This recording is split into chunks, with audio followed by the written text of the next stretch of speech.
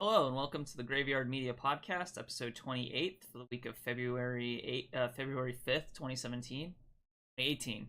Oh my god, I'm messing it up. Um, Cut. Already Cut.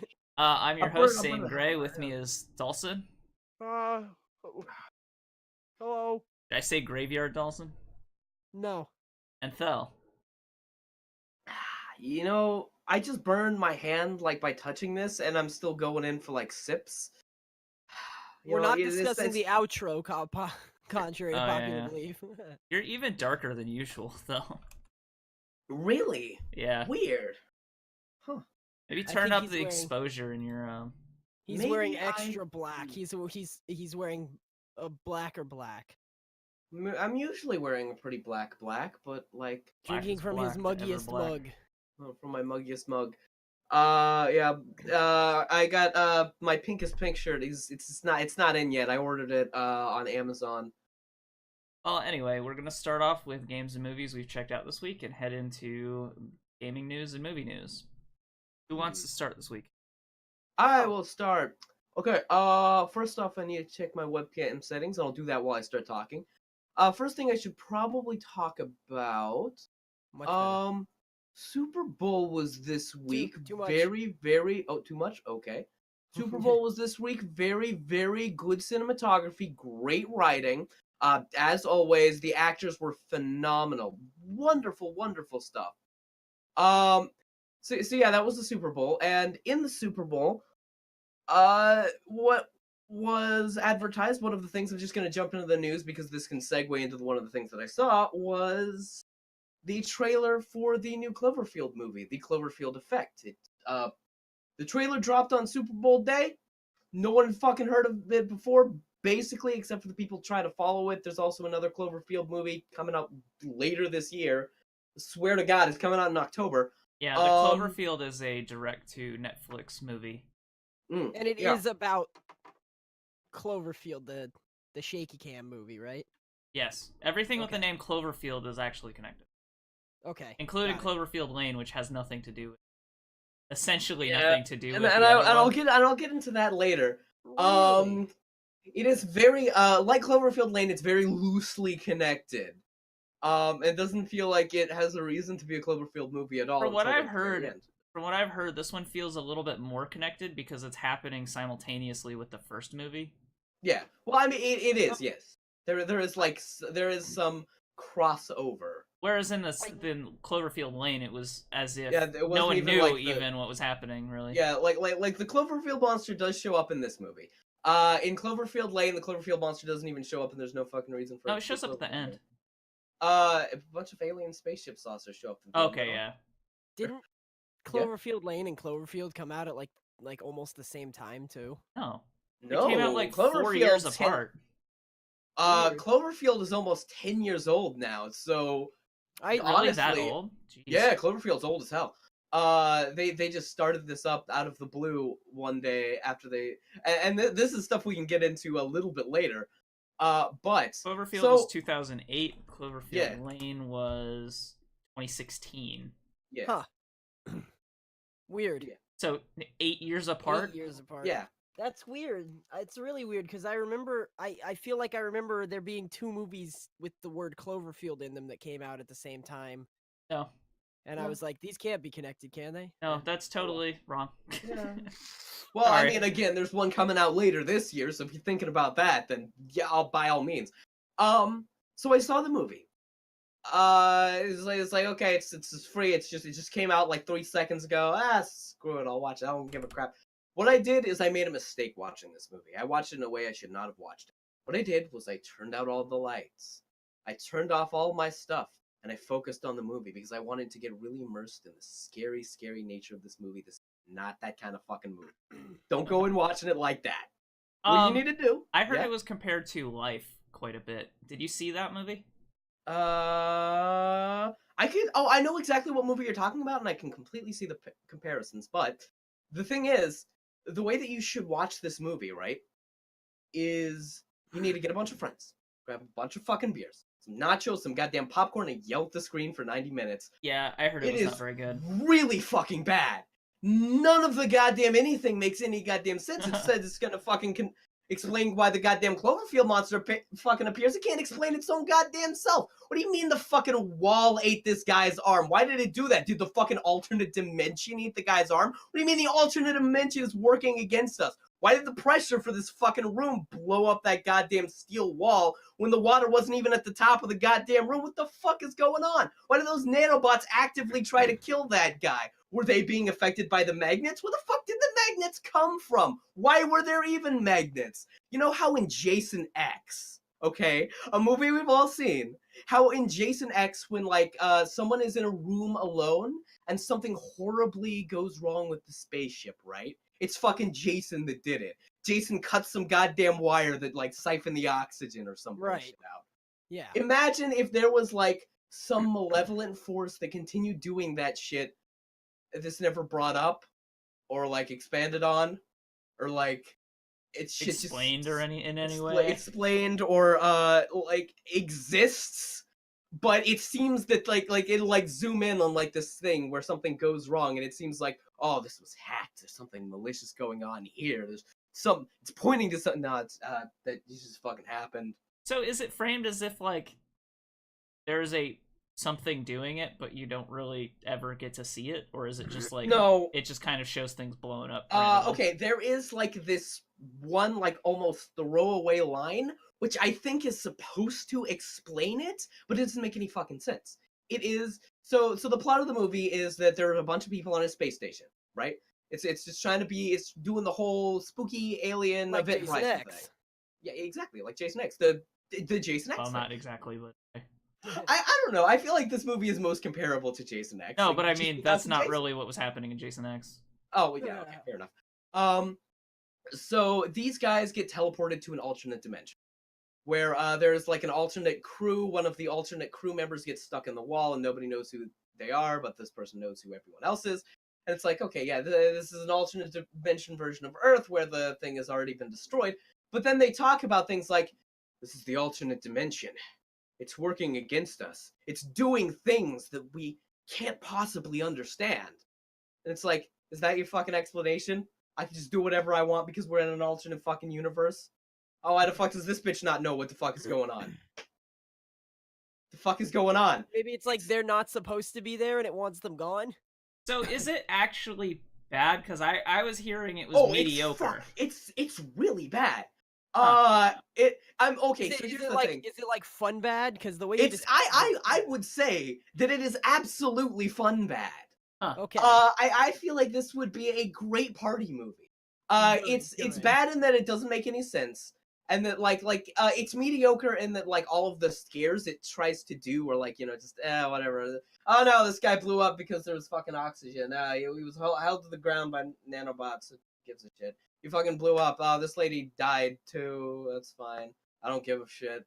This is their characters. All the characters do have like their own nice little character, though, which is, you did one thing right. But the movie is elevated to like fun bad when none of the goddamn reasons for any of this make any fucking sense. Good. Yeah. So I would recommend this movie. Watch it with a bunch of friends. It's fucking terrible. The ending where it does actually connect to Cloverfield will make you fucking crap your pants with laughter. It was the funniest goddamn thing I've seen all year. It was amazing. How long was it? Like 2 hours? Not even that. It was like an hour and a half.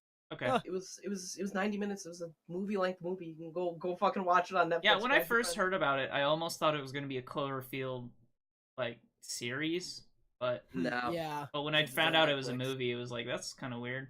Yeah. But yeah, I was sitting there watching it and thinking, no, I could be watching Arrival right now. I could be watching episodes of Altered Carbon. I could be watching any goddamn good science fiction right now. I could just do that. But I'm watching this instead. This is bad. You could watch Life, which probably could has watch a Life. more, like, basically the same plot, but probably Yeah, like, because I better. heard that Life was like, I mean, it's Alien, but Alien was good, so I mean, you know, take it for what it is. It's pretty good. It does its job well, and this movie does not.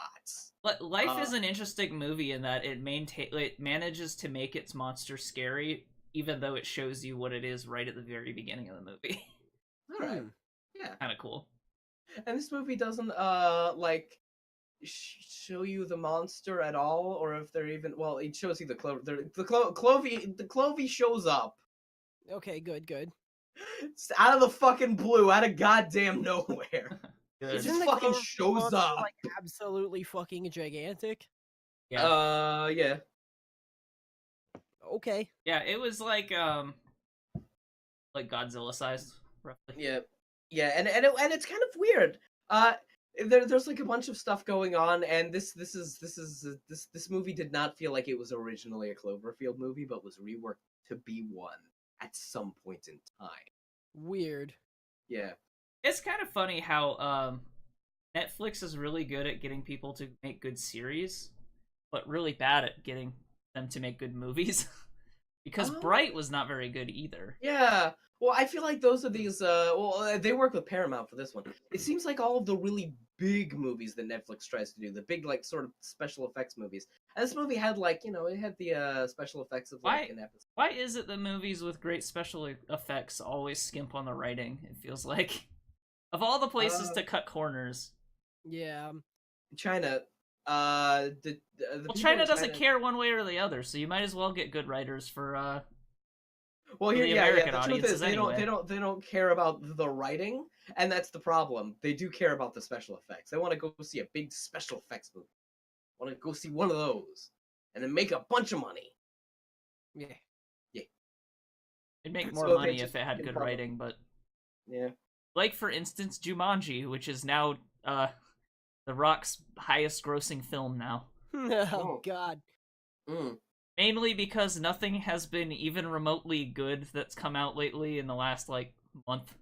So, Yeah. so that's there's super been no surprising. competition, so it just continues to rack up money because people. Fuck It opened. you, It it's opened January. again. Yeah. It opened again at #1 this week. Yeah. Jesus. Yeah, I Um, saw that. Wow. I mean, it's Oscar season. The movies that are good that are coming out came out like a couple months ago and are like showing in like theater. Yeah, it came out a That's coming couple out. months ago, but only in indie theaters. Yeah, like right now. What? And that's another thing that we'll get into that again when the Oscars do finally roll around more because I probably talked about it every The fucking theater, podcast. my theater, always seems to replay a bunch of Oscar movies, even when it played them the first time around now. Yeah. So, Yeah. like Three Billboards is playing again at my theater, which it played when it first was doing limited screenings, but now it's doing it again. So, Yeah. I think I might know why Harkins has such a high collection of indie movies. Like this is kind of a thing that just kind of occurred to me, but they have a small indie theater that plays nothing but indie movies, and I totally forgot about that. Which one is it? You wouldn't know it. It's just called. Oh, okay. It's like, it's this small theater on Harkins or on Mill Avenue, which is like downtown Tempe. Okay. So it's just a small indie theater. I mean, small is small in terms of like real estate. It's like two or three screens, but it's on a major like college street. So there are a lot of people who go to it, but it is very small theater. That it is very a small, like legitimately small, as in size small. Yeah. That's not to say that there isn't a gigantic like 18 screen Harkins Theater also in the area of College Town, but that one is like the indie one is closer. So like the closest theater to me that plays like any sort of like indie or foreign movies is this mall theater. It's fucking Century Theater in the middle of a mall. It's yeah. I'd have to go outside to go to fucking Portland, drive an hour, go to one of those art theaters in there if I want to get stuff outside of that. Yeah, that theater is like the kind of theater that like play old horror movies like on weekends and stuff. Just I don't know. Yeah. I got one of those that's like this family owned theater. It's run by like 3 people. Sells booze and like shows old like 60s commercials before the movie starts. Yeah, little small theaters are fun like that. Yeah. It feels good. It feels like a legitimate theater. Got like all the fucking stuff all over the walls and shit. It's great. It's great stuff. I saw another movie. And like thinking about that theater reminded me that I saw another movie, which on Unfortunately, it's one of the sort of new Spielberg movies, The Post. A couple years ago, this would have been the only kind of movie that would have been nominated for an Oscar.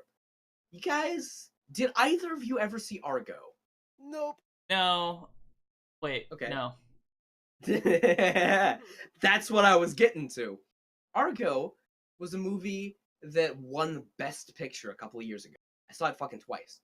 I couldn't goddamn tell you a thing about it. I could not describe a scene that happens in this movie.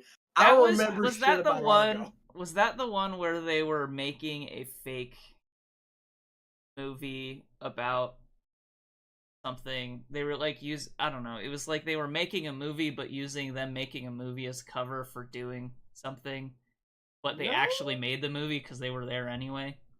No. They did not. Argo, maybe.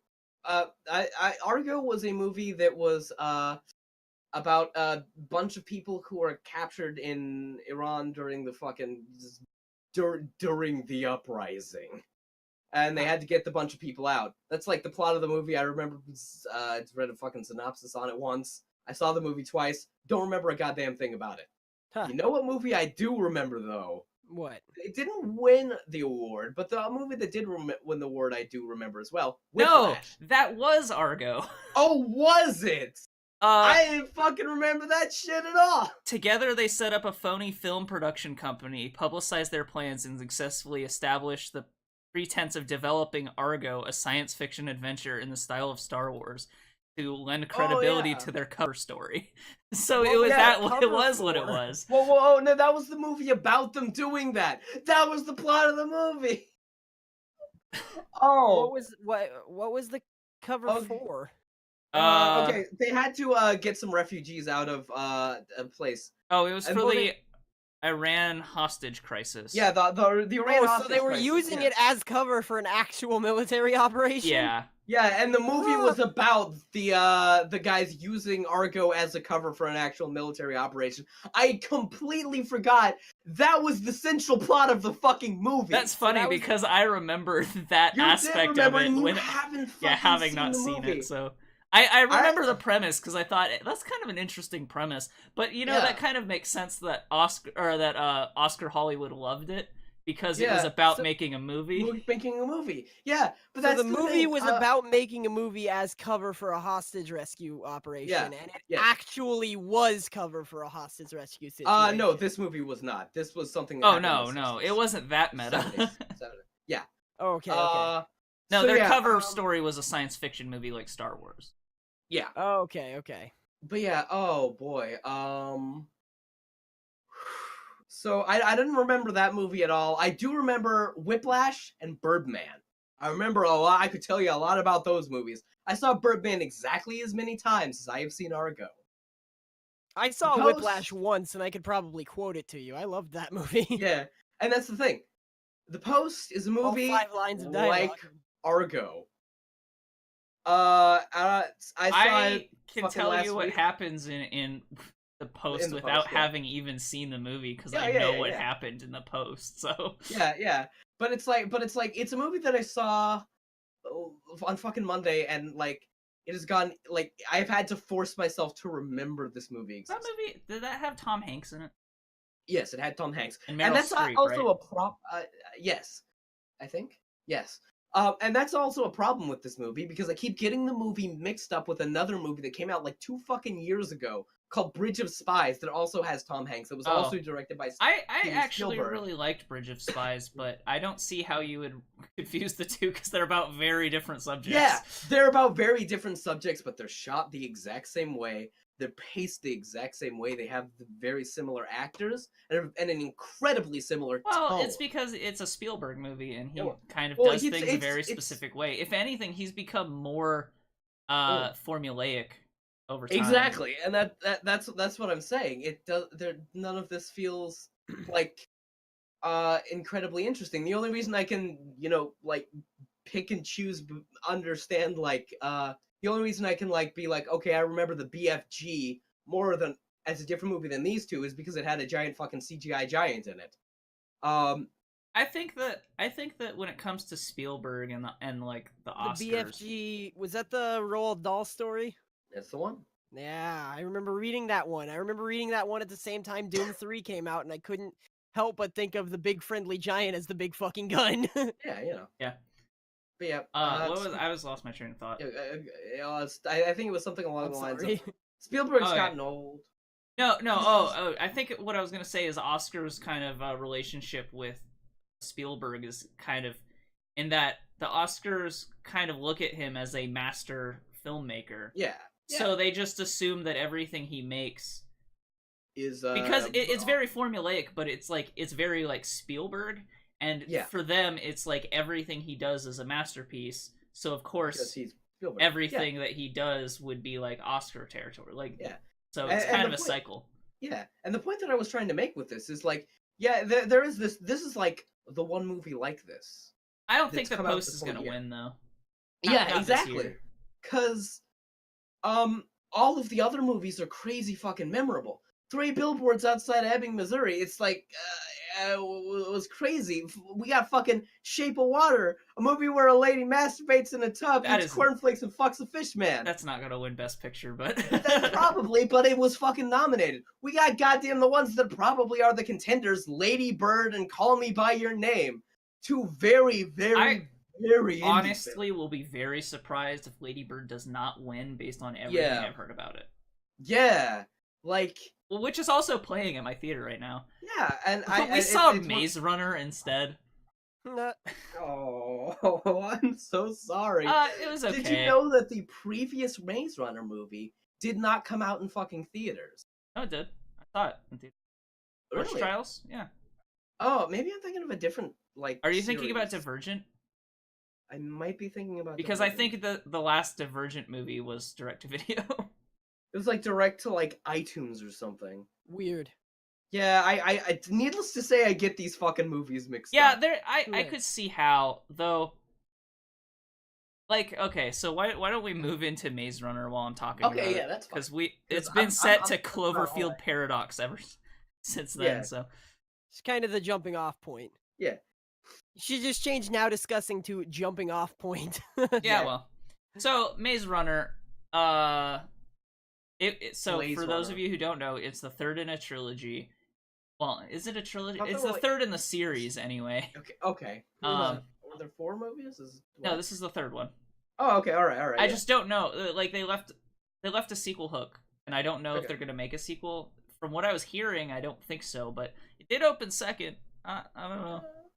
It opened second in fucking January when it doesn't have competition. It made like, I don't know, money, 100 million or whatever. It made 100 or bucks. 10 million or whatever. It made a good $100. So it did okay. Okay. It did okay, I think. It didn't do fucking awful. In January, right? Yeah. Or I guess technically February, but so this is the third in the series, and the second one was very not memorable. We went into this movie and I was like, shit, what was the plot of the second one? I kind of remembered bits and pieces, and they don't do the thing that I would have liked in being like, here's a recap of what happened in the last 2 movies. They just were kind of like, oh, stuff's happening. Granted, it was really interesting what they did. Mm-hmm. Like, the opening scene was a very interesting scene. Probably one of the best scenes of the movie was actually right at the beginning. But yeah, like this movie, the second one was very not memorable at all. I totally forgot who characters were, but the first movie was actually pretty memorable, and I remember a lot of what happened in the first movie. And to the extent that in the third one they reintroduced characters that were in the second movie and in the first movie, like some that were in the second and some were in the first. So I recognized immediately the ones from the first movie. It totally couldn't remember the ones from the second movie. That's how distinct the first one was, because the first one is the only one with a fucking maze in it. So what is Maze Runner about then? So Maze Runner is about. So I'm gonna spoil the first movie because you can't talk about the second and the third movie without spoiling the first movie. Okay. Oh no, what a fucking tragedy. I'm certain that they're not all of bad. our So they're viewers not bad realize. movies. They're actually decent. They're better than Bright. Okay. uh Fair enough. yeah, so they're like mediocre. They're not like, they set out what they're trying to do, but like everything makes decent amount of consistent sense. Like some characters do some stupid things, but it's like I can see him doing that. Okay. So I don't know, like in the first, okay, so the plot of the first movie is everybody wakes up in a maze and they don't know why they're there or they are. All the characters basically can remember their name. That's it. I see. And they're in this gigantic maze that giant walls close at night. And they're kind of telling you that, or some of the characters kind of relay that if you get trapped in the maze at night, there are monsters that come out and you basically die. If you get caught out of the maze. So in the first movie, there are like 4 or 5 main characters that kind of become really close. And the main character, Thomas, is like the newest addition to the maze runners, the people who go through and catalog what the maze looks like, because they're basically essentially constructing a map of the maze so they can figure out if there is an exit. So how do they survive the night? So they're in like the center of the maze, and the walls kind of close around the center of the maze. Okay. And so at night, the monsters can't get into the center of the maze because all the walls are up. But if you get caught, in the maze, yeah, if you get caught in the labyrinth outside, outside of the walls, then it closes on you, and and monsters come out. Oh, Rob says also they're all kids. If you didn't mention it. Yeah, well, yeah, they're all like teenagers. Okay. Actually, I think in the first movie they're teenagers. Because they're all the same characters, by this point they're like young adults. They're like 20s, early 20s ish. Well, I don't know. It's hard to tell because the actors like look old. Right. But yeah. So eventually, at the end of the first movie, they find out, or they find a way out of the maze. But because of, I don't remember the circumstances, but basically it's not safe in the center of the maze anymore. So basically everyone has to run out of the maze, and not very many people make it. No. There are only like, I want to say like less than 10 people who actually make it out of the maze. Right. At the end. And outside of the maze is like this kind of military laboratory environment, and they're like, where the hell are we? It turns out this whole thing was a ruse to essentially test these people in the maze to use as a like they put people who are immune to this virus into the maze to generate this brain compound that they want to use as a cure. So the whole point was just to get them to create this like adrenaline or fear compound. So or they're something. like legitimately lab rats. Yeah, they are like legitimately lab rats, and they escape the maze. But so at the end of the movie, they get basically saved by these people who they don't know. Okay. In the second movie, they discover that these people are like actually the ones who set up the experiment, and so they were basically taking these people so that they could harvest this compound to use in a cure. So in the second movie, it's all about them escaping, connecting with other survivors of this, what is essentially a zombie virus, zombie apocalypse. Jesus. It's not quite zombies, but it is very zombie-like. Okay.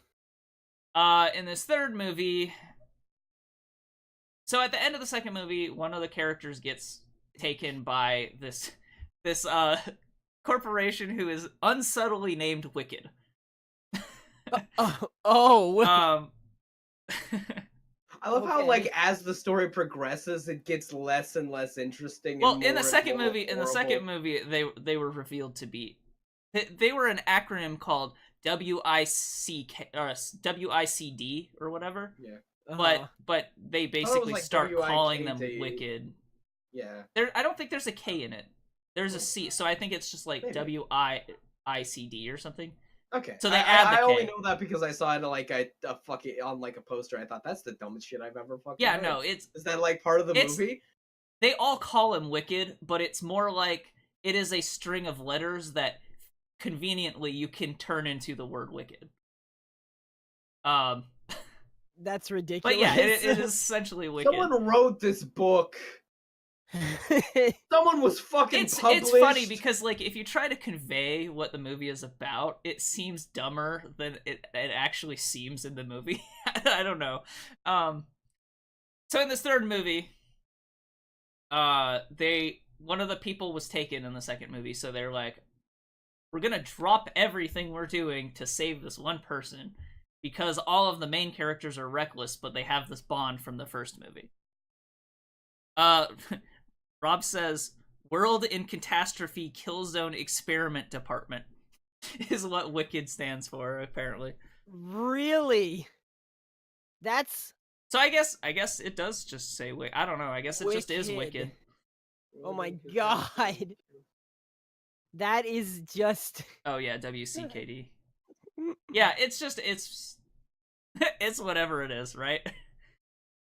It is what it is. I think you killed Thel. So the third movie really is to blame for this.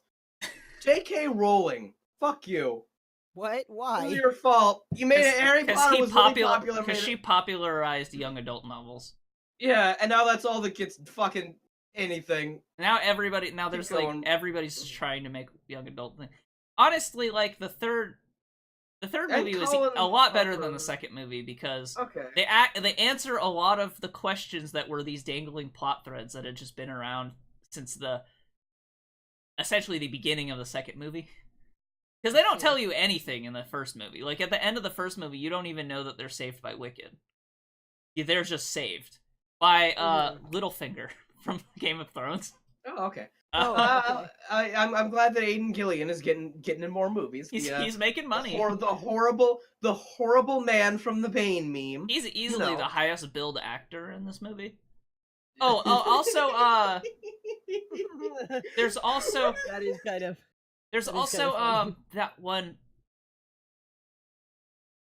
black guy from Revolution. He's in a lot of stuff. He's actually a really good actor.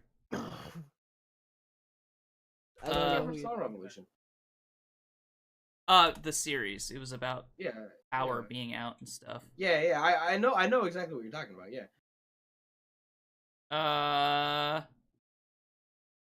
Oh, I'm not gonna pronounce this guy. Giancarlo Esposito. I recognize that name. I probably would have to see his face to know what. Yeah. I'm sure you'll recognize. I'm just gonna post it into chat. Yeah. Yeah, so he's actually a really good actor too. He was introduced in the second movie. He was the only one I recognized from the second movie because I was like, oh, that guy. Oh yeah, I do recognize this guy. I recognize his face. I didn't. He's in a lot of good stuff. He's actually he's probably one of the better actors. Nice. That movie. I actually really like. He's in a lot of like series. Yeah. I actually really like him. Oh, he was in Breaking Bad as well. Yeah, that's probably where. Is it Gus? Oh, fuck, it is. Yeah, look at his face. That's totally Gus. Yeah, he's Gus. Yeah. From Better Call Saul and Breaking Bad. Yeah. What? He's in Better Call Saul. Yeah, remember he was in there for like a little bit. He's. Okay, I remember. Yes, I do. Okay. Yeah. I actually really like him as an actor. He's good. He is a very good actor. He's great. And kind of blew up after Breaking Bad because he was like the best villain in Breaking Bad. Well, he was a really good villain in Revolution as well. Good. This movie, he's not a villain, though. Oh, good. So that's something. Right. Getting out of being typecast a little bit. Exactly. Yeah. So. Yeah, the third movie.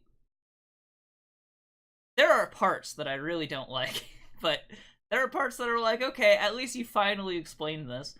And then there was like they reintroduced one of the main like bad characters in the first movie. Because in the in the first one where they were all escaping the maze, they were like, there was a lot of infighting in the characters, and so they brought back one of the main characters who you thought died in the first movie. But it was like, you didn't actually see him die.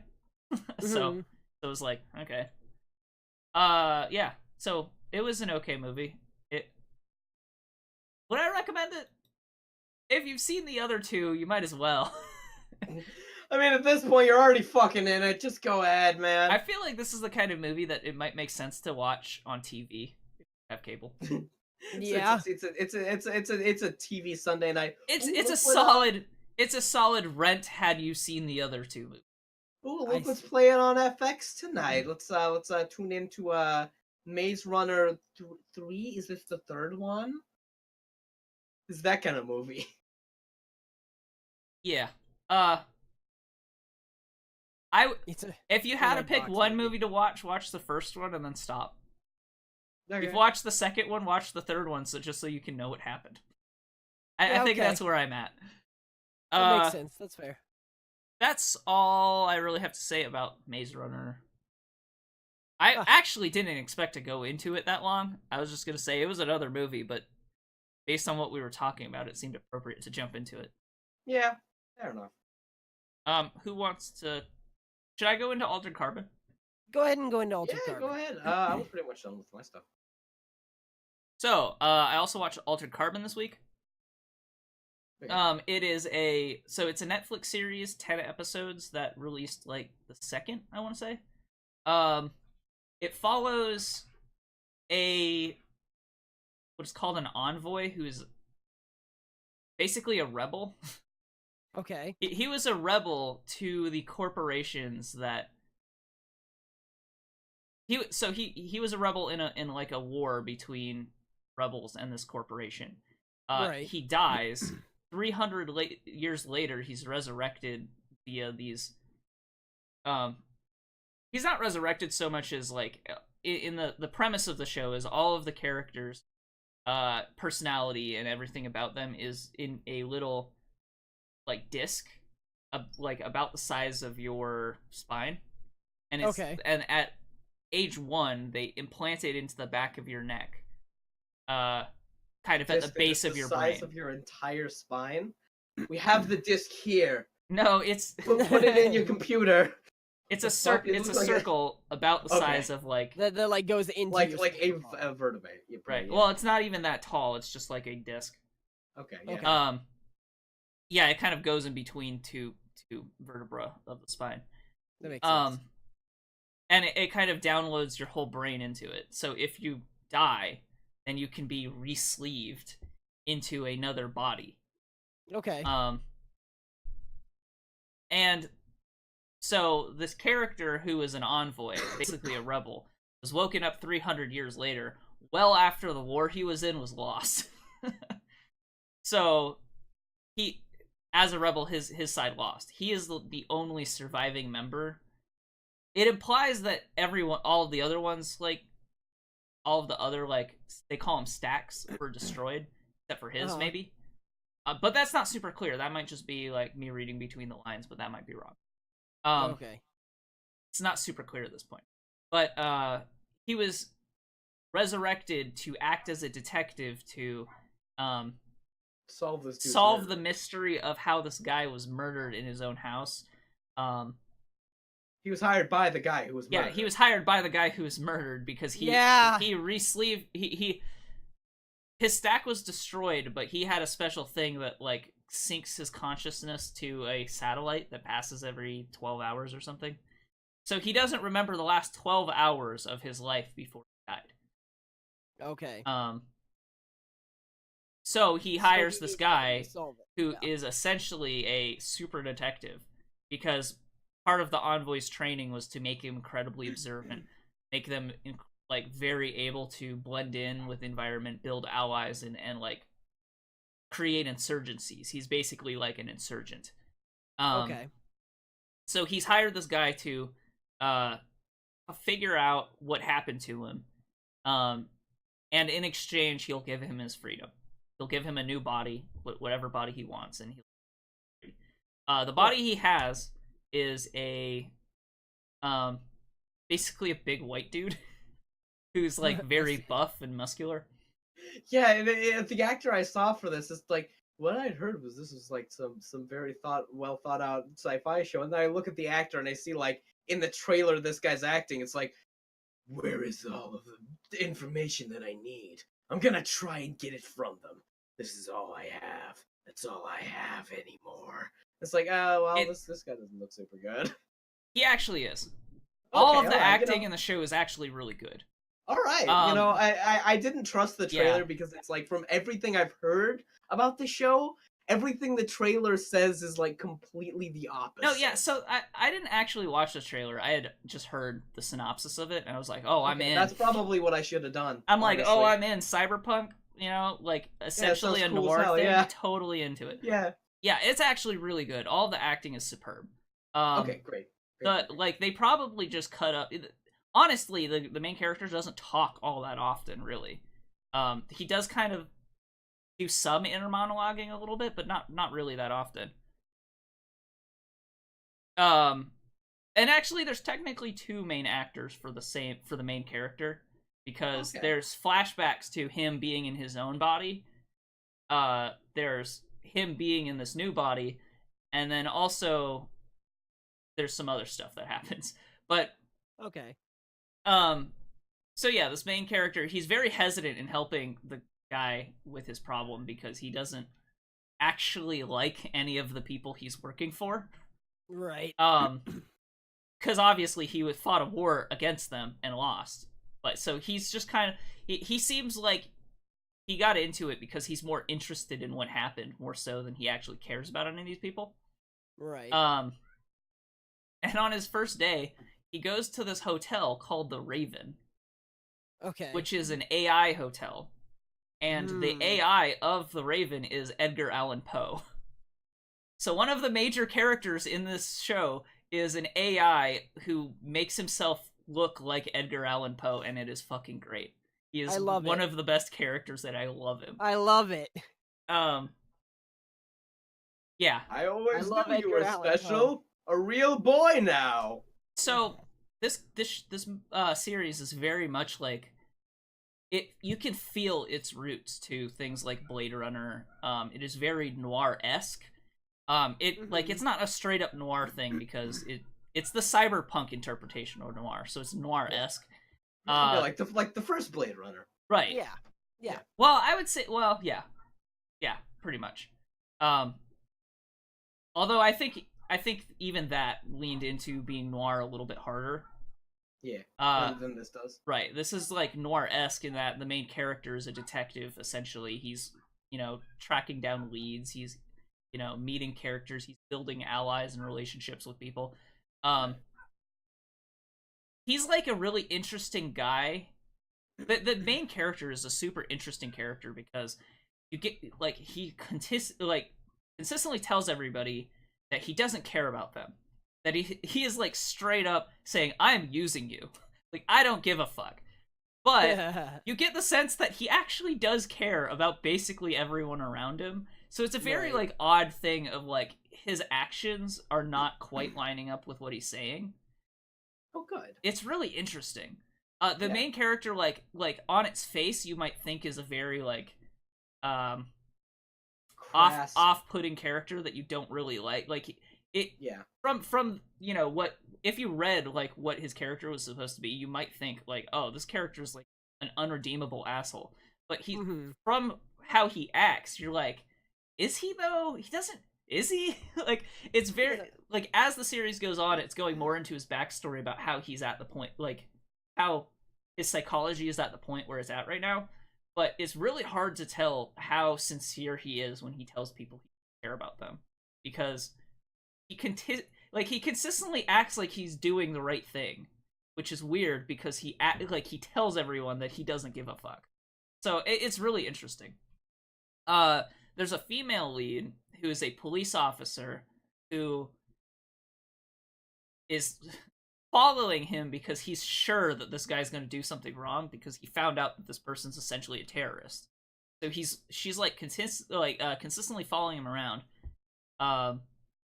And they kind of have this weird relationship that grows Yeah, Knockstrop says Joel Kinnaman. She's actually really good. She's super badass. Joel Kinnaman, I think, is the big buff. Oh, Joel Kinnaman. Okay. Yeah. Well, either way. Yeah, she's also a really good character. So far there. Oh, I hear. So far there seems to be about 4 main characters. Well, 5 if you count the guy who resurrected him. His name's Bancroft. Yeah, I totally recommend this. Like, if you, it seems like the perfect timing to be following Blade Runner because it really feels like it. The CG is for the most part really good. There are points in time where I'm like, that looks a little off. But oddly, it's not like people that look weird. It's like there's this part where they showed like a minigun, and that looked kind of weird. Like it was almost too shiny or something. So that kind of went into Uncanny Valley, but past like very minor complaints, I would say it's really a model, like either an actual. If you saw the situation, you would see why they did not just use a prop. Okay. You could tell why they use CG in that situation, and it seems like they do try to use a lot of practical effects when they can. They actually have like real guns. So I don't know. Yeah. Ortega was Martha Higurata? Yeah. Higurita? I don't know. I couldn't pronounce it anymore. Any more than you could. Yeah, so I definitely recommend this. This is like, if you like cyberpunk or noir or mystery stuff, totally like A+ recommendation. And it's a great like contrast to the other science fiction movie that came out on Netflix yesterday. Great. You could be watching this instead. You could be watching this. Watch Altered Carbon instead. It's just better. What? Don't watch the Cloverfield. Do you want to know more about the Cloverfield monster? Fucking same. I don't know shit. There was a man who said something about fucking demons. So that movie. One thing I will say, and this is the last thing I'm going to say about it, is it is sort of slow paced, but compared to something like the new Blade Runner, it's faster paced than that for sure. But it like there are usually gunfights, at least 1 per episode or so. But it is very much like a noir-esque kind of thing where they're following, kind of his thought process. So it's very like intellectual in a way, right? Rather than just them blowing stuff up in a cyberpunk theme. It is very much like a noir-esque show. So definitely good.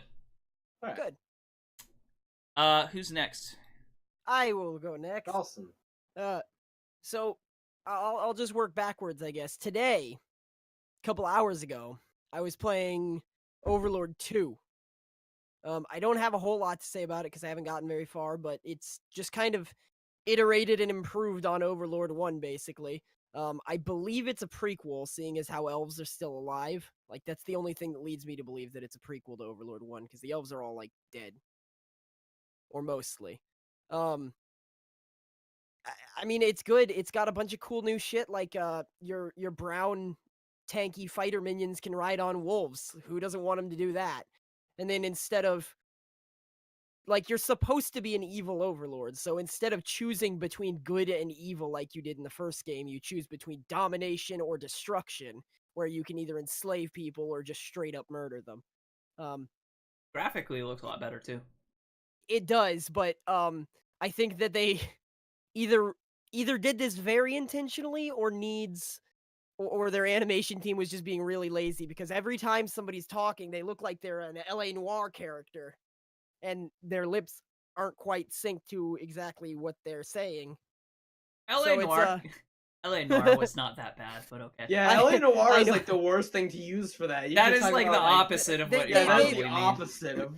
They look like an LA Noire character that's like giving a lie tell, but like the entire time they're speaking. How much of LA Noire did you actually play? None. Okay, then. Okay. Yeah. Well, they certainly if you're like looking at like GIFs and stuff online, it's probably like out of context. It probably does look weird, but in context, they're not being. I don't know. It's not that bad. Okay. Well, either way, the characters look like they're having a stroke. If you saw what my face was doing, that's what all of the characters look like. and like the soldiers will run at you like this. Just I don't know, it's weird. But that might have been on purpose, because it's always been a really like silly kind of game. I mean, it's a parody of a game in the first place, essentially. Exactly. I really haven't watched or played much on my own other than that I can think of. Yes, you have. Let me talk We've been watching Black Mirror. Yes. Oh, you want to talk about Black Mirror? But I said on my own. Okay, yeah. Well, let me talk about one more game a little bit. Okay. I don't have a lot to say, but Alright. So I got a VR headset this weekend. I'm actually kind of broke now because of it, so I haven't been able to play a lot of games on it yet. But I tried Subnautica briefly on it. I probably put maybe an hour into it or so. Maybe at most 2. But Subnautica is not a good experience on VR. Because, and actually, when we were talking about it before, Dalsson, I think you were right in that it cuts to black anytime it's loading assets. Right. Which is very disorienting and makes me sick. Weird. I see. So of all of the like VR kind of experiences I've tried so far, it actually makes me the most sick because it will flash black constantly. Sometimes it'll go to like the Steam VR like overlay and then show the icon and a little loading wheel. It'll do that sometimes. It's like Jesus. That's pretty bad. That's weird because I played a little bit of Subnautica VR on on my computer. That's kind of an old piece of shit, but I didn't have any of those problems. The only problem I had was like no salt would spawn. I mean, that's a different problem. Subnautica. That's a different class of problem. That's not even like a VR problem. Yeah, I don't know. It was like. Oh, also the menus are really, really hard to navigate in VR because it doesn't show your mouse cursor. So yeah, you have to like actually sort of like move your hand and move your mouse cursor in tandem, but God fucking help you if it's on your other screen, because then you are screwed. You gotta take the whole goddamn headset off. I was playing it with a controller. That might be part of the problem. I was playing with a controller, but I was also running into this issue where I couldn't change menu options unless I went into a menu option that, like, all I could do is, like, click yes or no, essentially. Like, I could activate things, and that was it. So I had to go to turn on VR mouse cursor.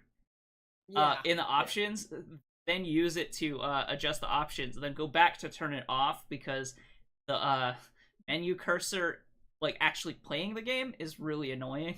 Yeah. And also, they would do well to pull the heads-up display back a little bit. Yeah. When in VR mode, because when it's that close to your face, it's actually really difficult to read stuff. Yeah. Especially for me, because my right eye is not, like, same... My right eye is worse than my left eye, so if things get too close to my eyes, my vision has trouble, like, focusing. I see. So having it that close to my face is, like, really annoying. It's not, like, impossible to work with, but it's just really annoying. Yeah, that makes sense. I don't know. I really like Subnautica. I wish that it worked better for you with your headset. Yeah, I'm more interested in playing it without VR. I might put more time into it that way, but I don't think I'll play it again in VR because it was kind of not great. Yeah, and I'll talk about it more more VR games as I get more VR games, but right now, like I said, I'm a little broke, so yeah. It was kind of like, oh, it's on sale. I really want it. So I bought it, and it left me broke, but now I'm like, I also played a little bit of Rec Room, but I probably didn't play enough to really get a good feel for it. Right. I also don't have a lot of space. So a lot of the stuff I have to play has to be more, like, seated VR stuff. Confined, yeah. Or I have to kind of, like, deal with a very small amount of area. Yeah. I might get some extension cords for my headset, too.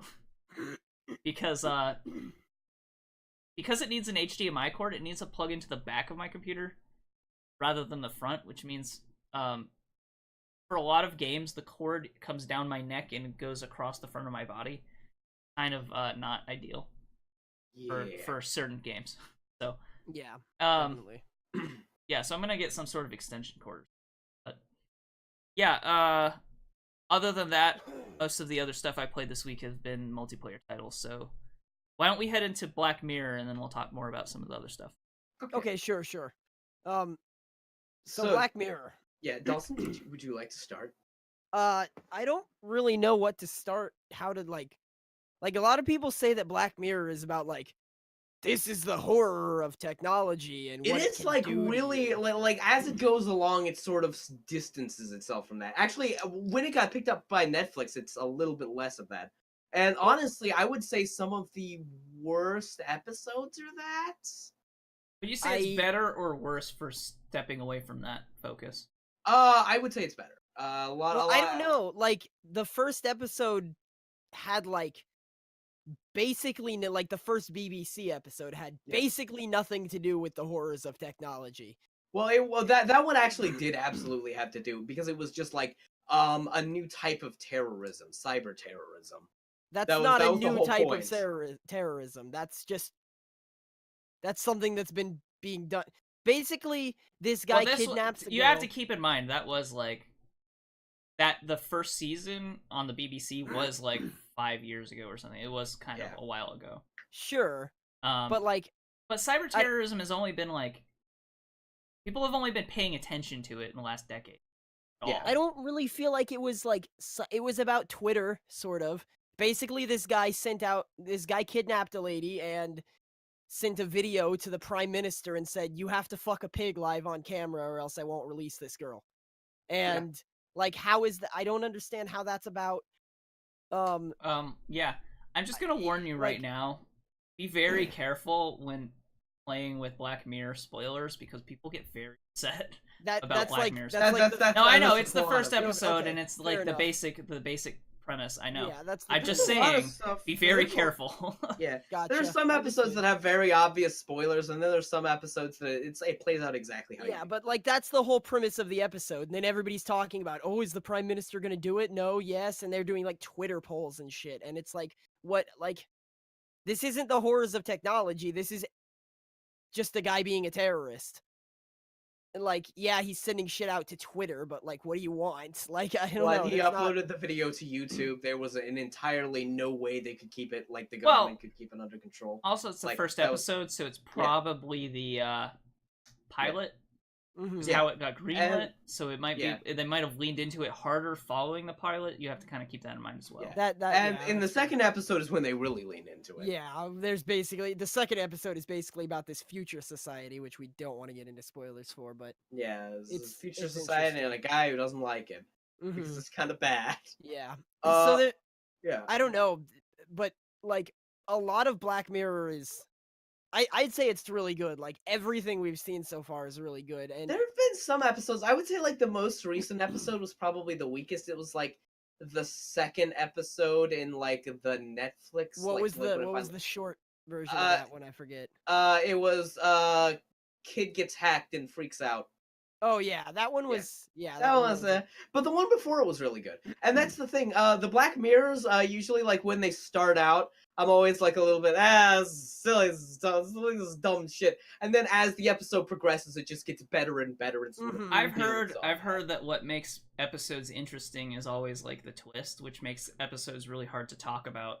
Yeah, because usually until the twist, usually it's just boring. Yeah, when the episode has a really good twist or like a really good like, even when it's not a twist, like the guy with the future societies, like what happens to him isn't technically a twist, but it's just like a really really good ending to the story. That's what Black Mirror does really good. No, I would say that it's a subversion of your expectations. Yeah, a little bit of a subversion of your expectations. It's very satisfying ending. Exactly. It's a tiny twist.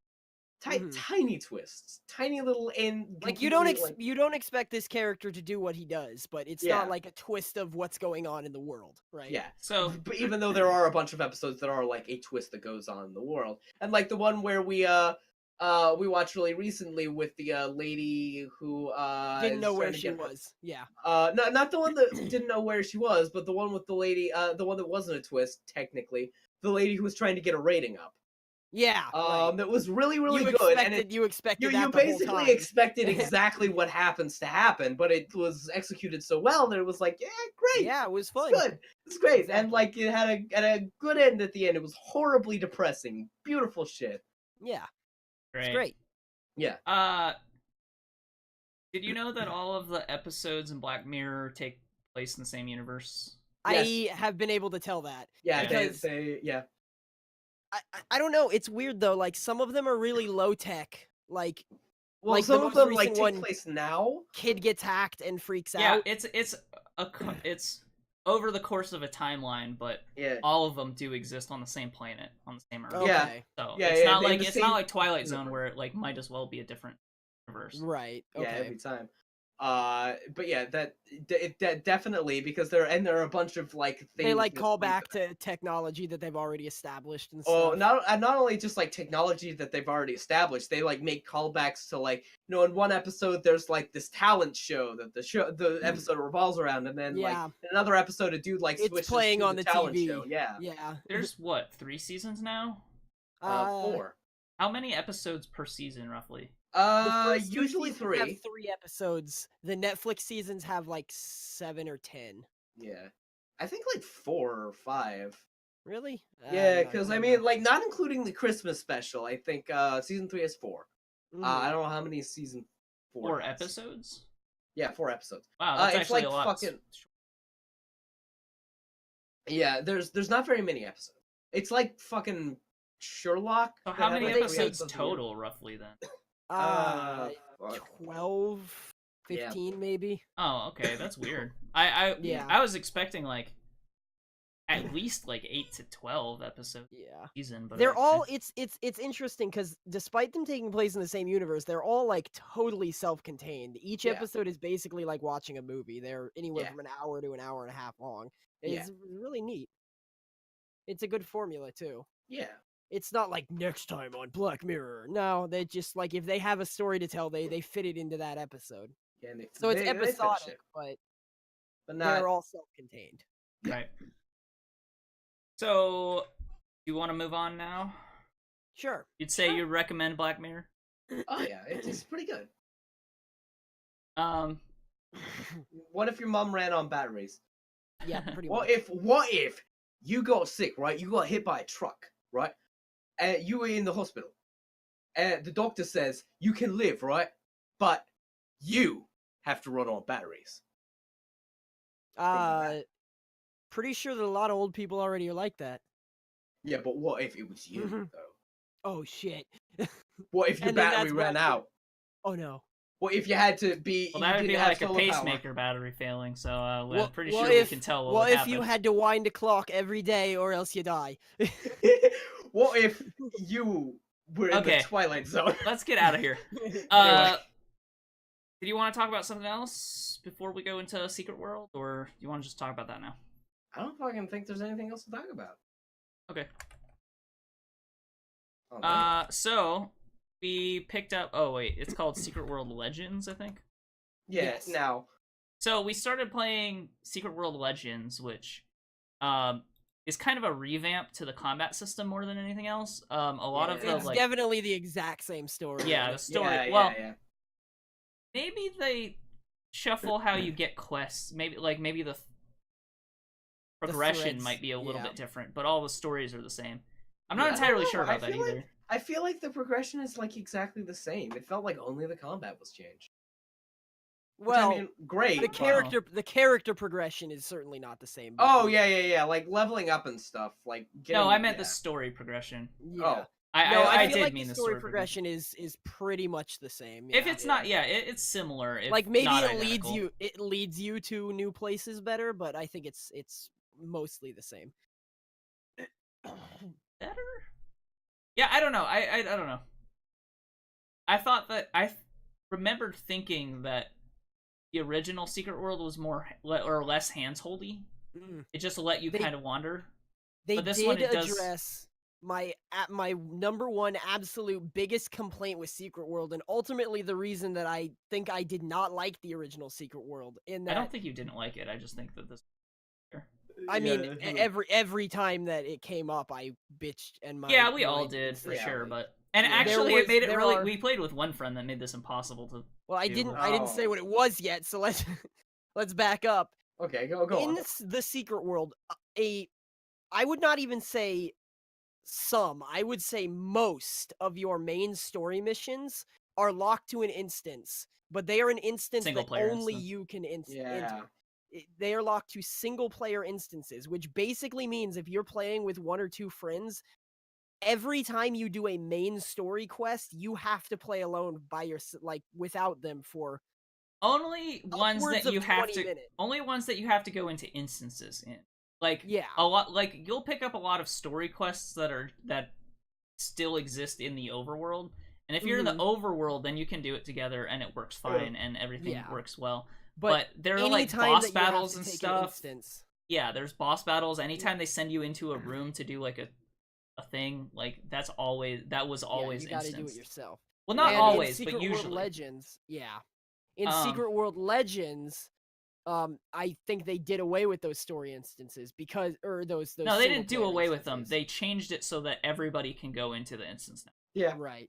Which, granted, does make some of them easy, like stealth missions. If one of us is really good at going and hitting the button, then we can just let that person do it. I feel like they dumbed down that mission in general, actually. Yeah, I remember there was I remember doing that mission. 3 more rooms to that mission. I remember that mission being a lot harder, but maybe there's another one that I'm completing it with, but and that's possible. But I also remember, but I feel like we all remember that mission being at least a little bit harder.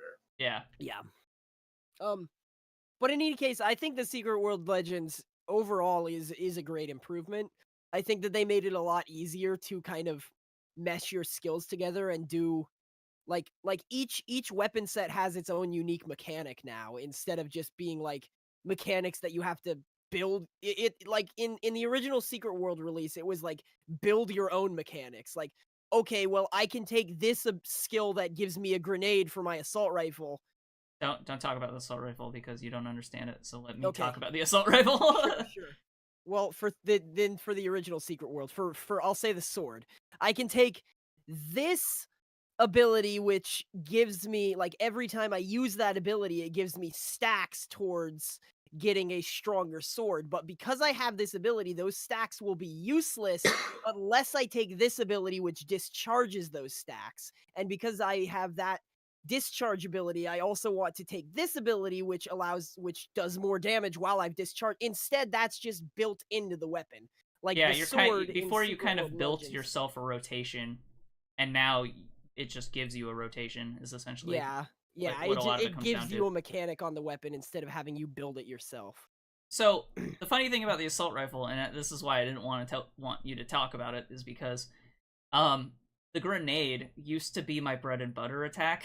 Mm-hmm. Which I remember this later, like, I would just always shoot the grenade, and it would just blow up, and I would shoot it over and over again, and let it blow up, blow up, blow up, so you were using a grenade launcher instead of an assault rifle. Now it's a random proc.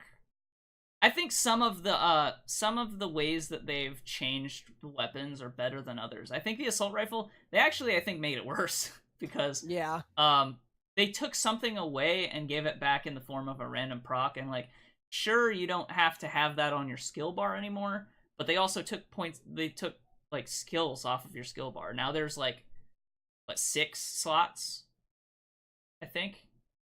Yeah, and there definitely used to be 8. No, there used to be 8. Okay. Yeah.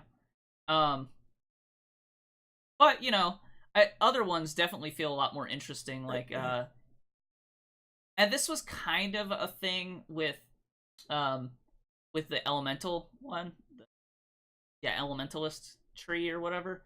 Mm-hmm. Now the way it works is, as you use hot spells, it increases your bar and you do more damage the hotter it is. But if you overheat, then you need to use cool skills to reduce your heat. And it's kind of this juggling about using your different abilities to move the bar back and forth, so you do more damage but don't overheat. So there's kind of that interesting resource mechanic. Whereas before, those were just 2 resource mechanics. You would have hot and cold, and you would build hot, and then using cold would mitigate them, and you could still overheat, but it was less, like, intrinsic to how the weapon worked. So it was like already there. You just had to build around it, like actually take skills to build around that mechanic. You needed to make sure that you had cooling skills to offset your heating skills. Otherwise, you would overheat. Basically they reduced the big number of skills that you have, but they made it more concise. Yeah. And I feel that makes the combat a lot better. Yeah, I don't know if I like that aspect of it, because it still feels like a tab targeting system, just with an action camera, kind of in a lot of ways like Guild Wars 2 does. And that's how I played the game originally. That is a good point. Just, yeah. It's this. I feel like it's a similar difference between Guild Wars 1 and 2. I didn't play a lot of Guild Wars 1, or barely any, but I basically, people always praise Guild Wars 1 for having like 800 skills, but and praise is not exactly the right word for that, but well, they say that Guild Wars 1 is better than Guild Wars 2 because of 800 skills. Obviously not in circles that we listen to, because we all like Guild Wars 2. But Guild Wars 2 has a lower number of skills, but the counter argument for that is, well, out of those 800 skills, most builds used like 7 of them. So take out the other 793 skills. Who cares? Well, and I don't quite agree in this situation, because I don't think Secret World had too many skills. It had a decent amount of skills, but it wasn't like... It was in the same similar way. You would have like 5 passives and like 8 active skills.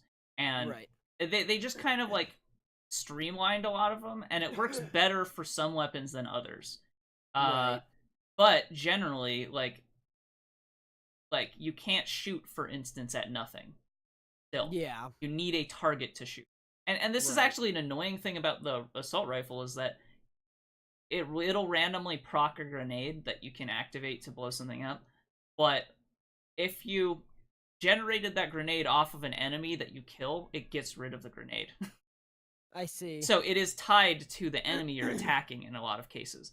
So it is like, maybe it's less apparent for you, but for me, it is very much like I can see it still being a tab targeting game. No, I have a similar thing like that. There's a mechanic on the weapon that I use. It basically gives you a random effect. One of the random effects is to summon clones to attack whatever you're attacking, like the Mesmer in Guild Wars. And like the Mesmer in Guild Wars, if the enemy that you were attacking dies, those clones also disappear instead of switching. So, definitely similar. So, similar thing. Yeah, and you know, Guild Wars is like that. Like that. You know, you can shoot your bow, and you don't have to actually be facing them, but it'll like change the direction of your arrow because it is hitting a target. I still say the jump between Guild Wars 1 and 2 is like a lot more than that, but that's neither here nor there. Right. Yeah, I don't know. Like, I think that in a way I kind of appreciated how customizable the original Secret World was, but at the same time I can also see the benefits of getting rid of a lot of mechanical complexity and just having like kind of straightforward skill tree. And I think as we play more, we'll discover more new abilities and like changed abilities into being differently. And more, you can still mix and match. You can still mix and match 2 different weapons. You can still like take like right now I'm using a Chaos Focus and Fists, and the only ability I have from the Fists is a stun, because a stun is useful. Like I don't see any reason to have the other fist abilities. So it's still more it's still customizable to some extent. It's just I don't know. I feel like they pulled a little bit too much out, because I feel like before you could really get into customizing your build, and actually that was something I enjoyed about the original Secret World, is that I could put all sorts of different stuff on my bar, but now it's like I'm a little bit more limited, but it's all right. I want to play more to see how it goes. I was actually enjoying it a lot when we were playing again. Yeah, I enjoyed it a lot. I think aiming is easier than it was before. Yeah, well, here's the thing. The way that they changed it with the action cam is just because I only used the shotgun originally. It's just how I played the game. Except it was like really, really clunky, because this was just like a feature that was put in the game but not intended to use all the time. and now it's just how you play the game. Yeah. Yeah. So I think that the actual aiming and targeting is better. Choosing a healing target is 1,000,000 times easier. Yeah. Now it's just the scroll wheel. Before I would have to actively click on a teammate. Yeah. Well, I actually remember. Well, actually, when I was playing a healer, I wouldn't lock my mouse. I would just stay unlocked all the time because it was hard. Right. There are some weird things like rather than putting all of the keys on numbers, it's like Q, E, F, 1, 2, 3, and 4 now, I think. Yeah. And Q is really annoying for me to hit while playing, but I don't know. That's just a minor gripe. Yeah. Yeah. One of the things, like, they did replace a lot of skills. One of the things that, like, I feel like they changed around is everything is really weirdly random. They have, like, a bunch of randomization, like, status effects. I think that's the weapon you're... That might be the weapon that I'm using, but like Dalson's stuff was like yeah, but my stuff is but that's magic. Also the weapon that Dalson's like. Yeah, I'm using chaos magic, which is intentionally random, and you're using. Yeah, I'm using shotgun and pistols. And pistols, which is also it has a random element to it. Yeah. Whereas if you use like it's like hammer or sword or assault rifle, like there's no randomness other than I guess I do have a randomly rock thing. Yeah, like the fist weapons I use basically use a rage system. Oh, okay. Yeah, and then the elemental uses a heat and cool, like a heat and cool system. So I think that's just some of them are random. Some of them are random as their mechanic, and you just happen to have one that's random, and he also happens to have two that are random. Yeah. One of them I play. Okay, so with the pistol, what I do is I play roulette. And if, like, the two of the things match up, I get a bonus to damage for a little while. And how the shotgun works is there are 4 different types of shotgun shells. There's one that does a bunch more damage, one that does, like, a DOT, one that heals, and another one that does something else that I don't remember what it is. I think it builds threat. Maybe. No, it some of the shotgun skills just build threat. The last one is armor piercing. Oh, yeah, armor piercing. Yeah. So what it does is when you like use up all of your shells, it reloads to a random ammo type. I thought that you could choose the reload. Maybe there's a skill that lets you choose the reload. Maybe there's a skill, but like it's as it is now, it is random. Huh. Weird. Yeah, I guess I would have to play it to see. Because like I said, they for some of them they basically took stuff away and gave it back, and in other ones they completely just added whole mechanics, like the roulette system for the handguns. That's totally new. Yeah, definitely.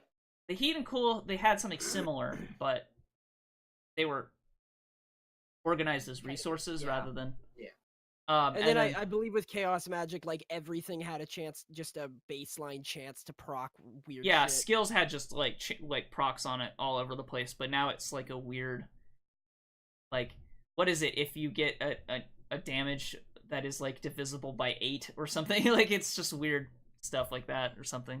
Yeah. Okay, wait, no, Thel, you're just not paying attention. I think really? I'm reading it right now. Whenever you activate shotgun abilities, you consume 1 shell. When 6 shells have been consumed, all the shotgun abilities you have equipped will be swapped off of the ability bar and replaced with shotgun reload.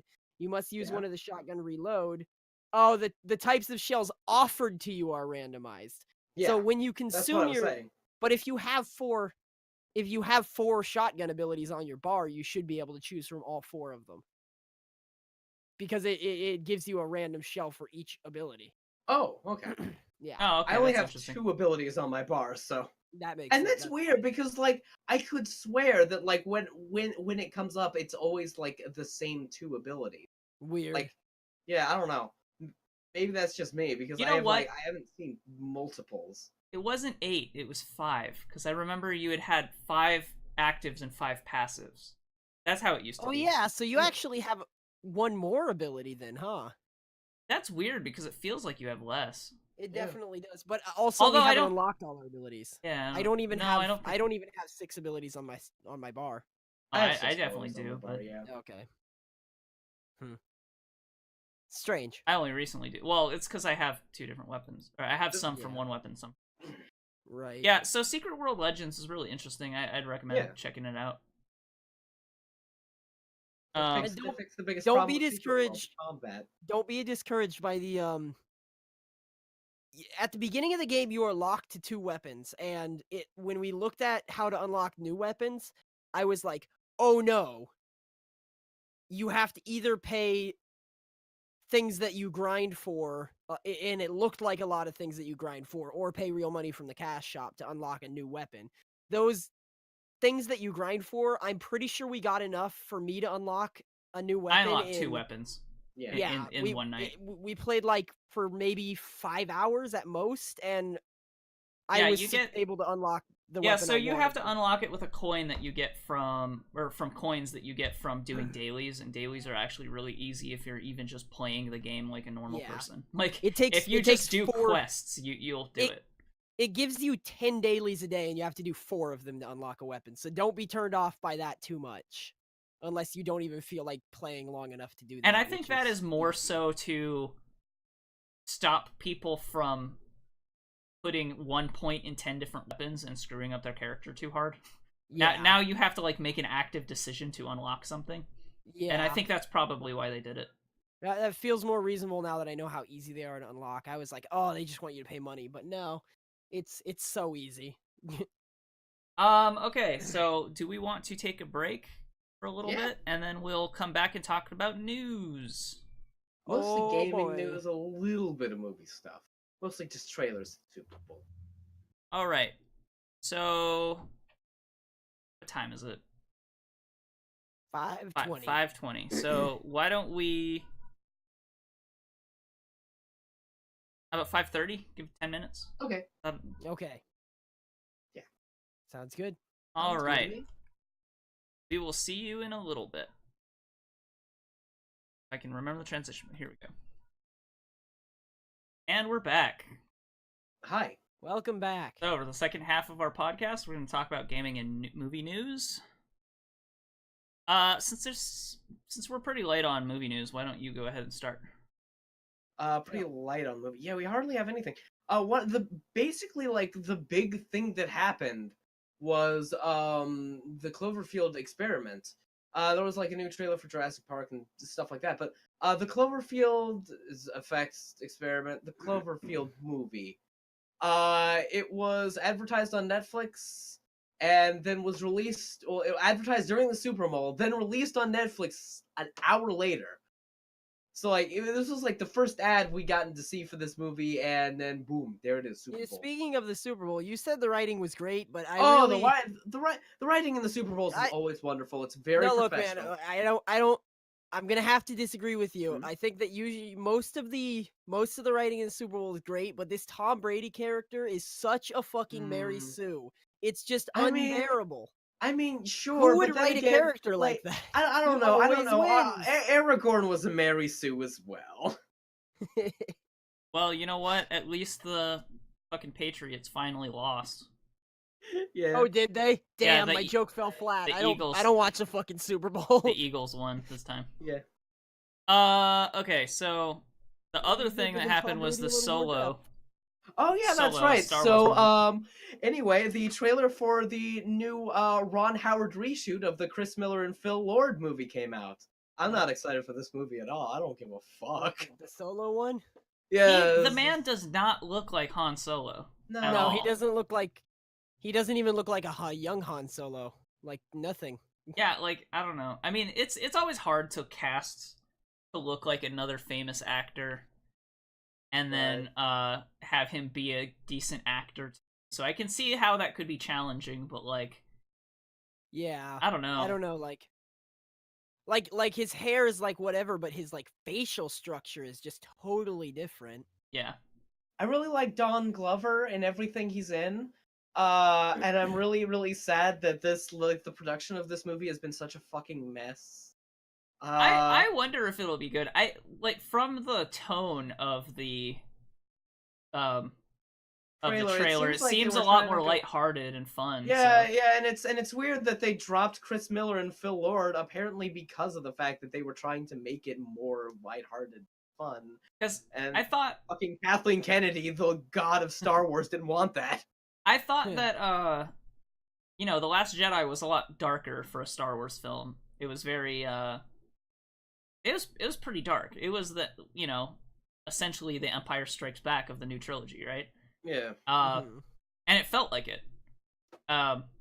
So it's kind of nice to have a one that's more lighthearted. And Rogue One was also pretty dark. So it's nice to have a movie that seems lighthearted and more like energetic. And that might be a nice change of pace. It's weird that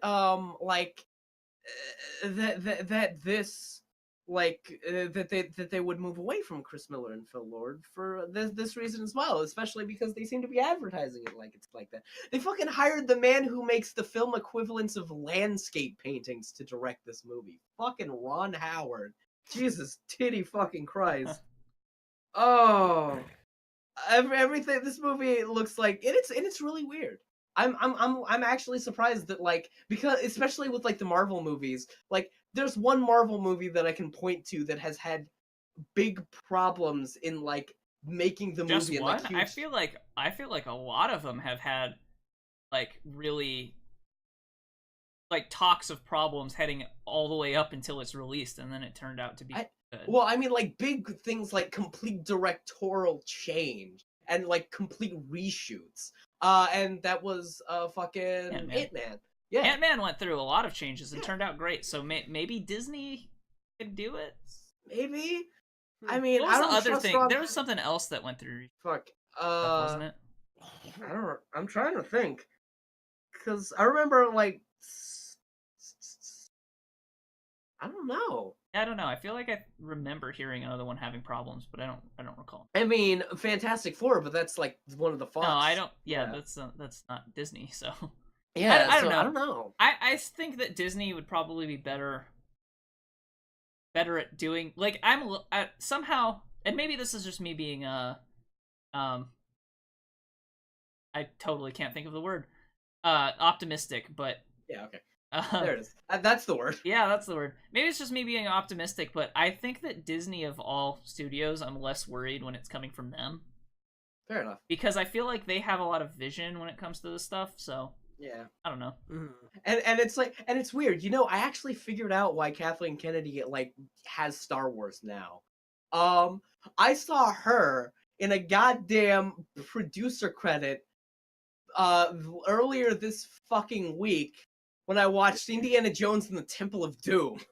Yeah. This woman has been in the game. She has worked with fucking George Lucas before and his properties. That's how this woman got Star Wars. She's been here. I had no idea. Well, we'll see how Solo goes. We'll see how Solo goes. I mean, I was one of those people who were like, "Why? Why do we need this movie?" But I'll see it. I'm not like afraid of it. I just thought that it was an interesting choice in the first place, but whatever. This is like the first time this has happened with Star Wars, and then it's also happening with the next movie in the trilogy, because it was originally that dude who I hate, who I'm glad is kicked off, and then it's just given back to J.J. Abrams. Right. So, also, there's the guy from The Last Jedi who's getting his own trilogy of movies as well. Yeah, Rian Johnson. I don't know if they're still going through with that, but there hasn't been any talk that they're not, so... I'm pretty sure they are. And I feel like he'd be great with Star his own Wars. shit. With Star Wars, I think that there's a certain amount of acceptance that people are going to complain no matter what.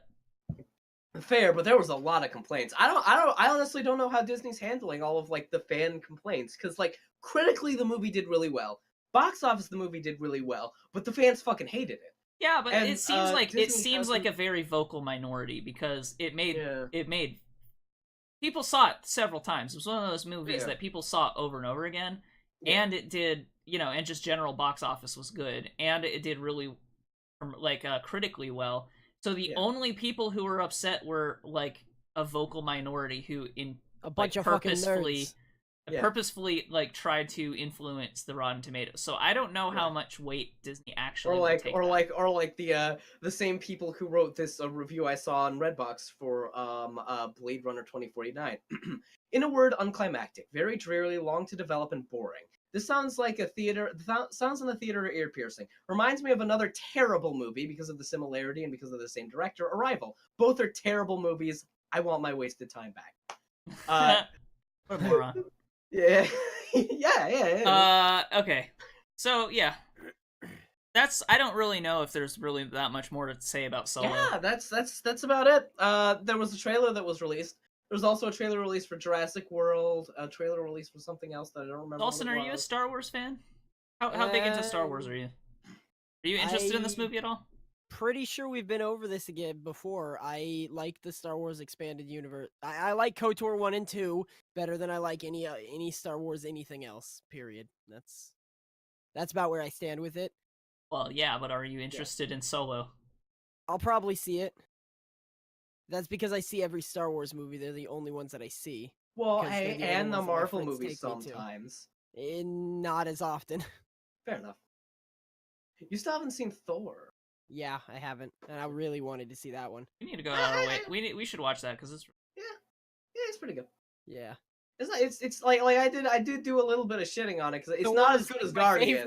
But... I feel like people were talking. I feel like people were giving it more praise than it deserved, but it still deserved a good amount of praise. It was really good. It was okay. It was not like the best. It was better. It was better than okay, but.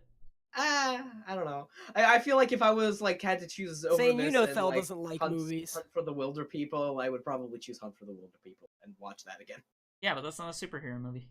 Yeah, he likes films. That's the thing. Hunt for the Wilder People is not a film. In the that context, kid names his dog Tupac. In the context against other Marvel movies, other superhero movies, it's actually one of the better ones. Yeah. Especially like if you compare it to something like fucking Doctor Strange. It's like compared to that, it's a fucking great movie. Well, Doctor Strange wasn't too bad either, but it wasn't mind blowing or it wasn't interesting. I don't know, it wasn't super interesting, but it was it was cool. But yeah, the new I thought the visuals in that was like the best part of Doctor Strange. Yeah, absolutely. So moving on. I'm just not even going to change the title. It's just going to say news for a while. News. Donnie Yen confirms that there's a Sleeping Dogs film in production, which is weird because the games aren't. Yeah. But, that might be cool. I don't even have this trailer.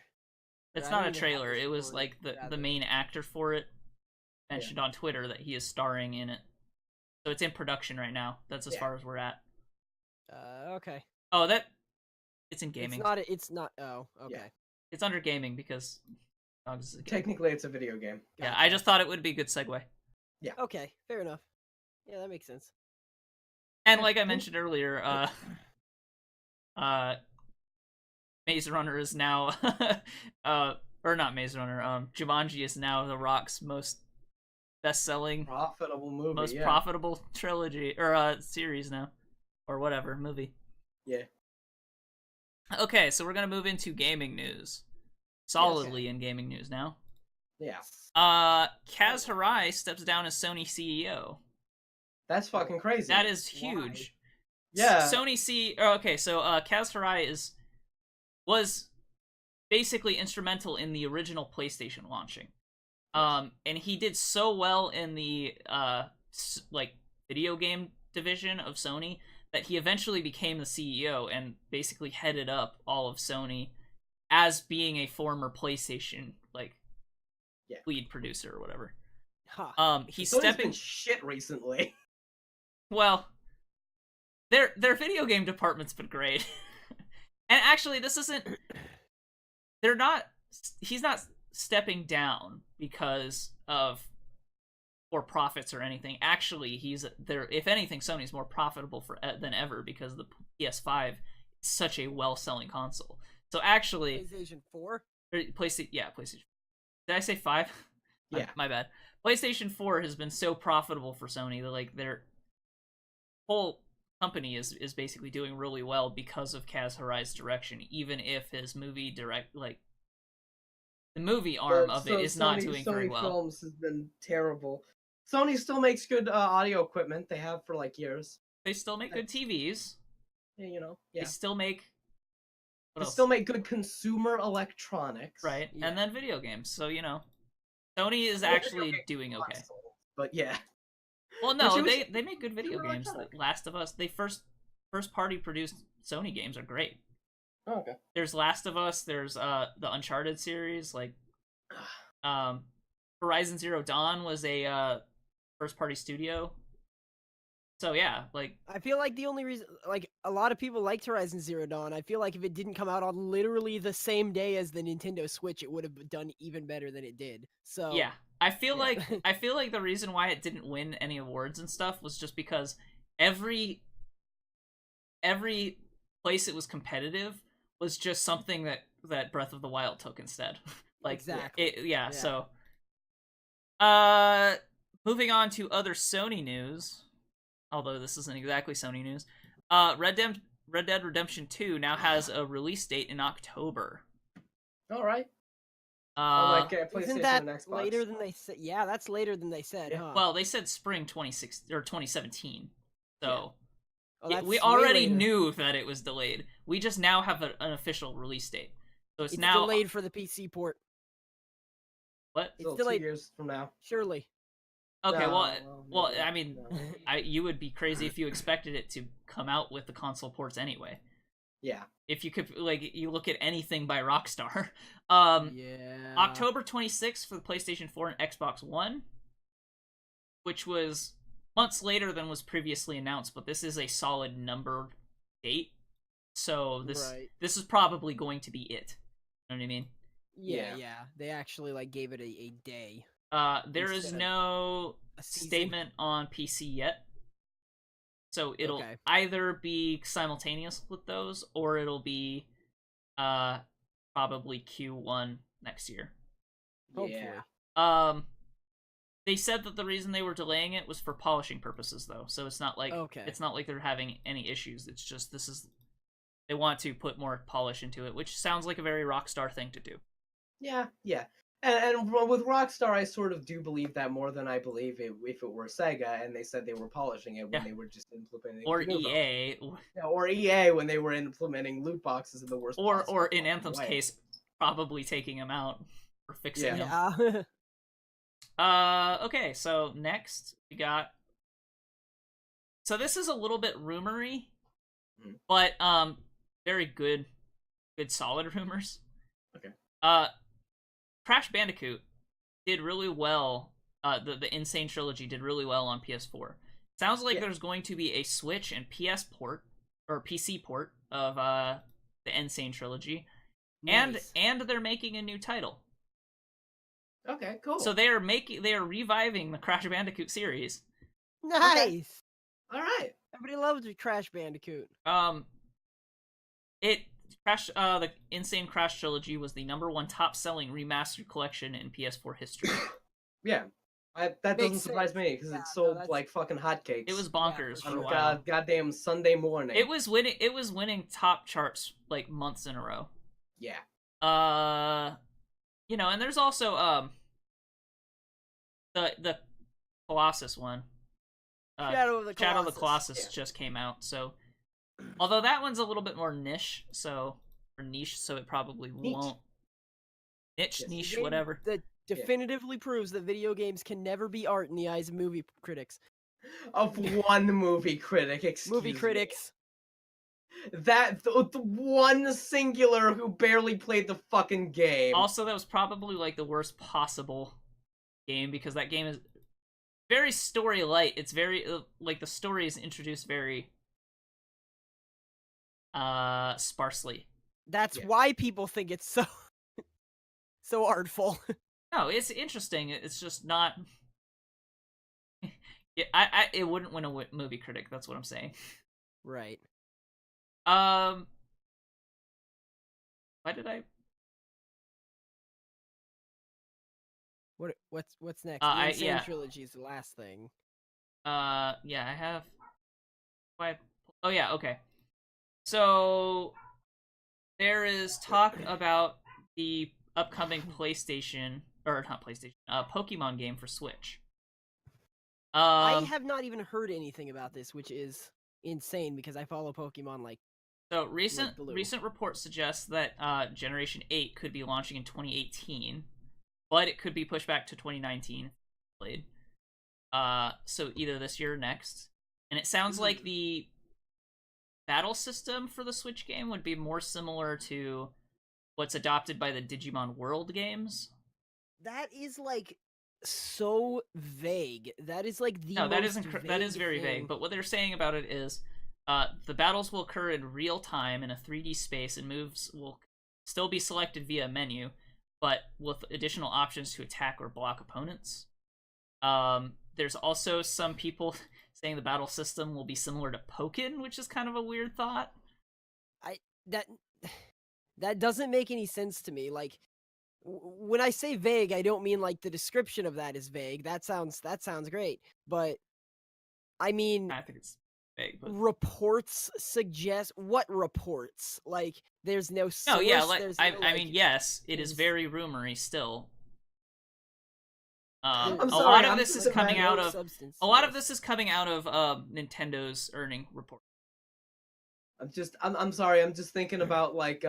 So then, if it's coming from earning reports, where did they even get the idea that there would be a real-time combat system? Like, where did that? I mean, that's where the rumor part comes in. Like, we talk about rumors sometime. What's the issue? Yeah. I think you're just being hostile because it's about Pokemon. I'm not trying to get hostile. What I'm trying to say is, like, this is like so baseless and unreasonable. Like, it's not like it's like yes, we talk about some baseless things sometimes, but those rumors at least like make like it would be like, oh yeah. If you want to talk about baseless rumors, we're going to get into even more baseless rumors in a minute, but fair enough. I don't know. I think that these are just rumors that are coming out of the Nintendo Switch right now. I don't know why this is like controversial. I'm just remembering thinking about like I'm just thinking about this like if it had like the fucking like Pokken combat system and it's just a fucking Pokemon game, just throw out your goddamn Squirtle, you're going up against a Pidgey, suddenly you're in a fighting game, Squirtle's beating the ever-living fuck out of the goddamn Pidgey. It's hilarious. I think the reason why these rumors seem more tangible than just rumors is because it's coming from a lot of different directions. They're hearing talk about a more active battle system from different like multiple sources. So which sources? It's expressco.uk, but so it is I don't know. Like, it says, according to PokeJungle, a new real-time combat system could be introduced, but like, who the fuck is PokeJungle? I've never even heard of PokeJungle. If they cited like Cerebi or something, Cerebi's usually pretty spot on. Okay, with both rumors, of those sound fake and made up, but whatever. No, but Cerebi's like a well-known site. No, who the fuck has ever heard of PokeJungle? PokeJungle is like a Japanese. Wait, maybe not. I don't know. Like, it looks like a major site. I just opened it. Huh. I don't know. It's weird. Just on Twitter, strange. It has 38,000 followers. So what? I mean, okay. Anyway. I don't know. I think you're just being a little defensive because of Pokemon. It's just people are saying that they're going to have an active battle system. That's all I wanted to bring up about it. Fair.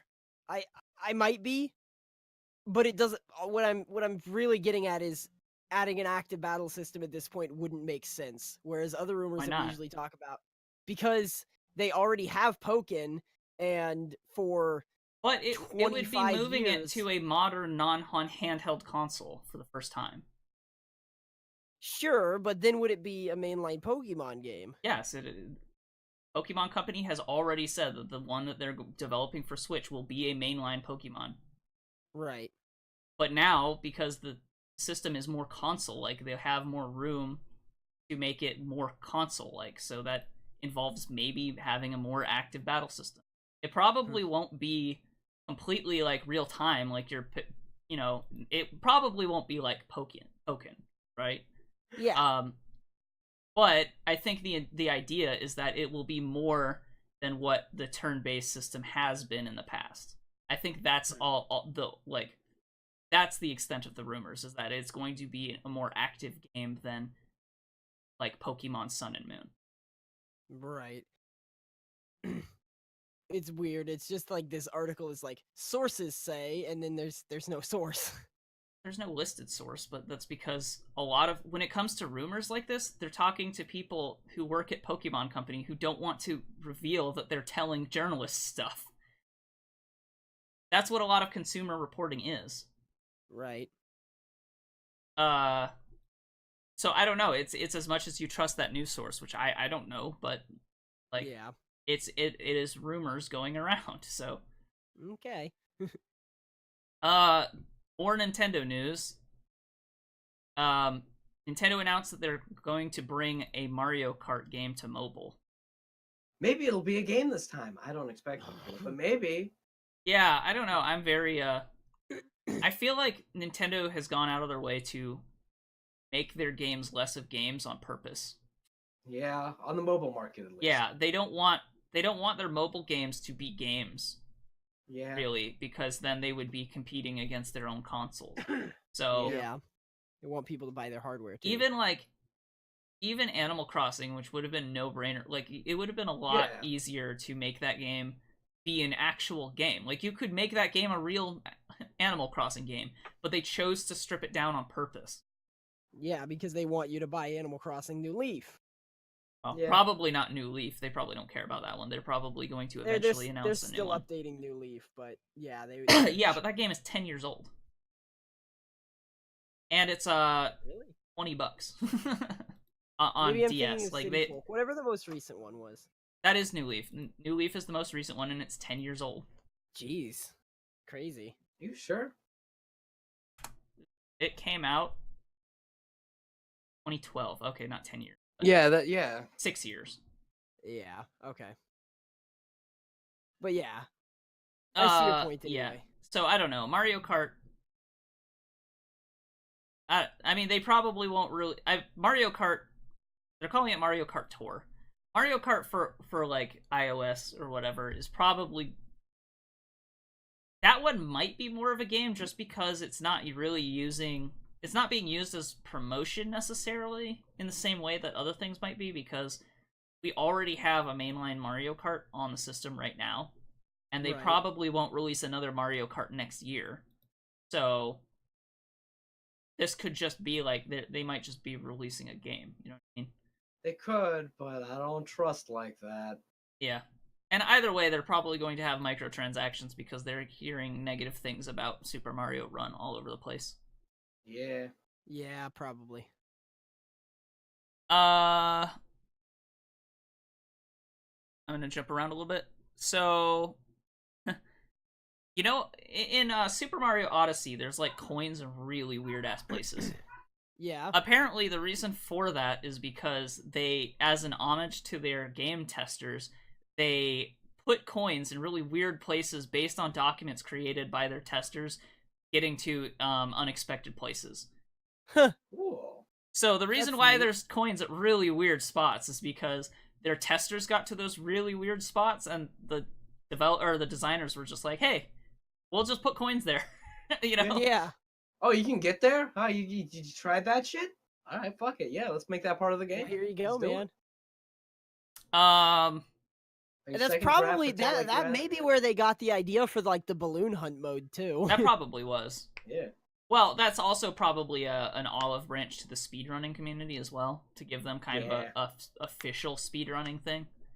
Yeah. Probably part of it. Yeah. Because Nintendo's been kind of weird about speedrunners the whole time. Yeah. So, I don't know. Yeah, they know that Mario games specifically are like the speedrunning shit. Right. So, former world record Donkey Kong score is now in dispute.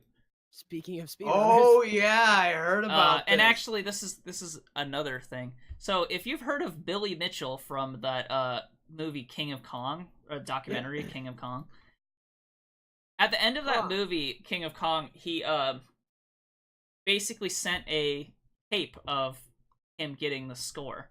Well, now his record is in dispute because it seems he may have used an emulated version of Donkey Kong rather than the official hardware. And sometimes they're okay with them using emulators, but in order to be allowed to use a MAME emulator, you have to get it approved by them, and the version of MAME that he's running is not an approved version. So he just lost his world record Donkey Kong and Donkey Kong Jr. world records. Because he wasn't using an approved emulator? Yeah. Yep. Because the part of the problem with using a MAME emulator versus a official Donkey Kong cabinet is that the way that the game is rendered is differently. I see. So it can cause hiccups with how the speed or I don't know how the points work or something. Yeah. Right. And the way to prove it is by how it loads. So that is that's kind of interesting. There was another one. I forget his name. It was Mr. Activision. Hold on, let me. This is just one that kind of came to mind. Yeah, Todd Rogers, Mr. Activision, had all of his Twin Galaxy records expunged from the record because they proved that some of his records were impossible. Weird. To the point that they took apart the original arcade cabinet and figured out that some of those records were literally impossible based on how fast those machines could possibly run. I see. There are other ones where... Was that the guy that did it was like a speedrun thing and he did it in like 5.7 seconds or something, and they determined that the arcade cabinet was incapable of rendering it fast enough to... that sounds like all of those words you said could have applied to a lot of different people. That's true. I don't know. I forget what actual game it was, but it was like 2 seconds faster. Faster than possible. Yeah, faster than possible, essentially. It was Dragster was the game. Yeah. It was like 2 seconds or something faster than the next the one highest I heard record. about just recently. Yeah, and that basically it went essentially wiped out all of his records because it seems like all of his records are fake. Because the way that he did it is he had a friend who is a referee at Twin Galaxies, and by the way, that friend is in jail now apparently for something unrelated. Interesting. It's always fun when that happens. And it really is. Like, so he had that referee had a bunch of tapes that were supposedly seized by the police, but if you asked the police said that they already released all of the evidence that this guy had, so suddenly all of these tapes just disappeared with his records on it. Like, it was... well, I don't know. Yeah. So, for whatever reason, this guy is just... Yeah, the drag race record... if it is the drag race one, they determined that it was tool assisted. Like, he just programmed the game to mash as fast as it was possible. No, it wasn't that. No, it was worse than that. When they were testing it, they used tool assistance to determine that even with tool assistance, it was impossible. Right. So it was like 2 seconds then it was even possible with tool assistance, and they took apart an arcade cabinet I don't know if it was an arcade cabinet or like a thing, but they took it apart and found out that it was physically impossible for that record to be made. So yeah, that's pretty bullshit. And then also, the King of Kong guy also lost his record too. He lost his record because he used an emulator. He was actually good at the game, but... Yeah, it seems like his seems like maybe it might be a technicality, maybe it might be like... Yeah, it's cheating. It's hard. You look at it's more like gray. He was intentionally cheating on the record. It might have been. Like, you don't know. Like, he may have been using an emulator that allowed him to cheat. So that's the problem. It's too unclear. So as a result, it was stricken from the record. If he can prove with a tape that he did it on official cabinet again, then he would get his record back. Yeah, I don't think he's been blocked forever, whereas Mr. Activision is, I believe. Yeah. Mr. Activision basically made himself look like a fucking straight up asshole. fudged. Yeah, he's straight up fudged records. Right. Yeah. So this friend who's just in jail for something completely different. I love it when that happens. It's like this man who is jailed for something completely fucking outside of this is also part of this crime. I wouldn't say that fudging speedrunning records are exactly crime, but... Rob from chat is also saying, Mr. Activision was also the ref for Activision for speedrunning events and would even put his own world record times in there.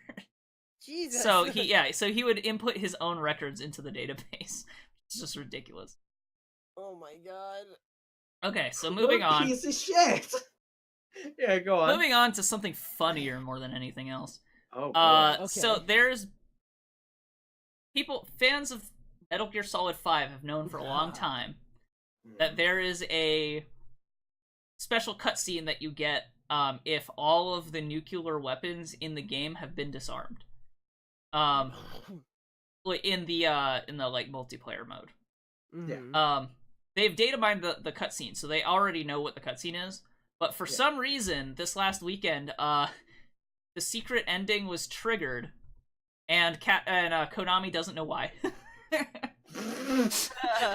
Wow. So the speculation is that someone was able to falsely ping the server with an incorrect number, and there's been like people have been tracking the number of nuclear weapons in the game for a while to see and have kind of noticed that people have been. It looks very artificially messed up with how many missiles should exist. So there's some speculation that there's already been cheating to inflate the number of missiles. And so people think that someone else probably false flagged the server, making it look like 0. I see. So what, does it just like play in your game if you happen to be playing it at the time, or? Yeah, I think next time you log on, it'll show up. Weird. Unless they changed it. But yeah, and Konami has no idea why. Or they claim not to know why anyway. Some people are suggesting that this could also be a PR stunt to build up hype for Metal Gear Survive, which is coming out soon as well. Possibly. So, and others speculated that the cutscene triggered due to an overflow error in the game's code. I see. Because the number got so high that maybe it went over 0. That almost sounds like it might be more probable if there were like so many goddamn nuclear missiles just dicking around. Yeah, so people think that maybe the number went so large that it went negative, which would cause it to show up as 0, which would cause it to trigger. So, yeah. It's like Gandhi. Yeah, exactly like Gandhi. Nukes and all. He gets so friendly that he turns hostile. The lowest number of nukes on a system is on Xbox One. There's 331. Okay. On PS4, there's 1,942. And on PC, there was over 2 billion. Billion. There was, last time the number was looked at, it was over 2 billion. That's certainly because of hackers. There's that seems like a really high number. So that is why there's speculation that it went over. Right. That makes sense. Errors, but, I could understand that. So there are a number of different reasons why this could have happened. Yeah. But that's kind of a really funny thing. Yeah, it just like triggered. I mean, especially the funniest part is Konami's just like, well, I don't know how it happened. I mean, dude, shit, something. It could have been anything. Well, nice. Fuck. Yeah. So this next one, this is actually kind of cool. Did you guys play Far Cry Blood Dragon? Yes, actually I did. Yes, briefly. So Far Cry 5 released their DLC for the upcoming Far Cry 5. Far Cry 5 is the one that takes place in Kansas, I believe. Yeah. And it comes out this year. Yeah. So they announced the DLC that's coming out like for the season pass, and there are Hours of Darkness where players will travel back in time to Vietnam to battle against Vietnam soldiers. The second one is Dead Living Zombies. Players will face hordes of zombies in multiple B-movie scenarios. Okay. And the last one, players will leave Earth behind to go toe-to-claws with Martian arachnids. Aha! So it seems like for this next Far Cry, they're going to really be leaning into that like B-movie theme again. I love it. I love it. And here's some art from it, which I will just drop into Twitch. Sounds good. And yeah, actually, I can. Let me just. Yeah. Is that Duke Nukem? Is this him? It is very Duke Nukem-esque, is it not? That's Duke. Sure is. That's Duke. That's the Duker. And like even with the like yellow and blue with the like weird magenta red, like that seems very Blood Dragon as well. Yeah, definitely. 80s movie, sci-fi. So that's kind of cool. That's just a minor thing, but it seems like, man, I really hope that they continue to go in that direction because it's really fun. Yeah. It makes me a lot more interested in picking up Far Cry 5 as well. Yeah, Not to mention, I kind of think the setting is kind of interesting this time. Yeah, and plus you like Far Cry, so that helps. Yeah. Well, I've kind of fallen off from Far Cry since Far Cry 2. Really? Yeah, I got Far Cry 3, but I didn't get very far into it. I see. And I didn't even buy the new one. 4. Yeah. Yeah. Okay, so back onto the topic of pure speculation. Oh boy. So, Microsoft has been sitting on a large amount of cash. Okay. Whenever that happens, people start to... Well, one of the major reasons you would have that much operating cash on you is if you were going to make an acquisition. Yes. Right. There is speculation that Microsoft is right now shopping for publishers. And one of the names that got floated around was EA, Valve, and I think there was another one, but I don't even remember. But those were the two major ones. Yeah. I don't think Valve will sell. EA. Gabe Newell has already responded in saying he would not sell. Yeah, that's what I thought. As everybody expected. Yeah, there's no way. Now EA, they have their own platform. EA is different because they are publicly traded, so Microsoft could if they wanted to. Yeah. And EA. So where did EA come up? Is my question. Like, why? Was EA the specific one pointed to? Again, speckless rumor mill, and this happens all the time. This is even more.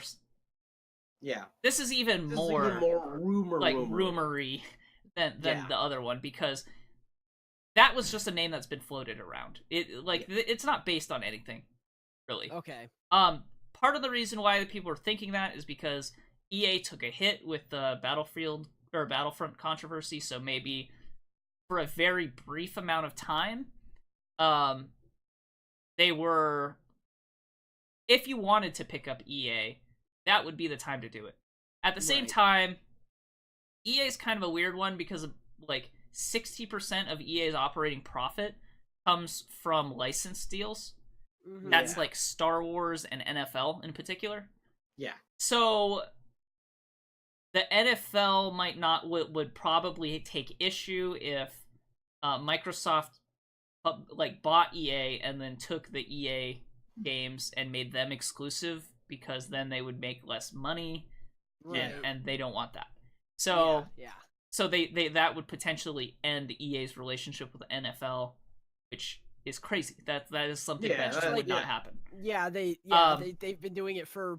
And that's like the thing that makes EA. Yeah, that's I remember the thing that makes EA money. Now. I remember the other one, but so I'll get to that one in a second. The other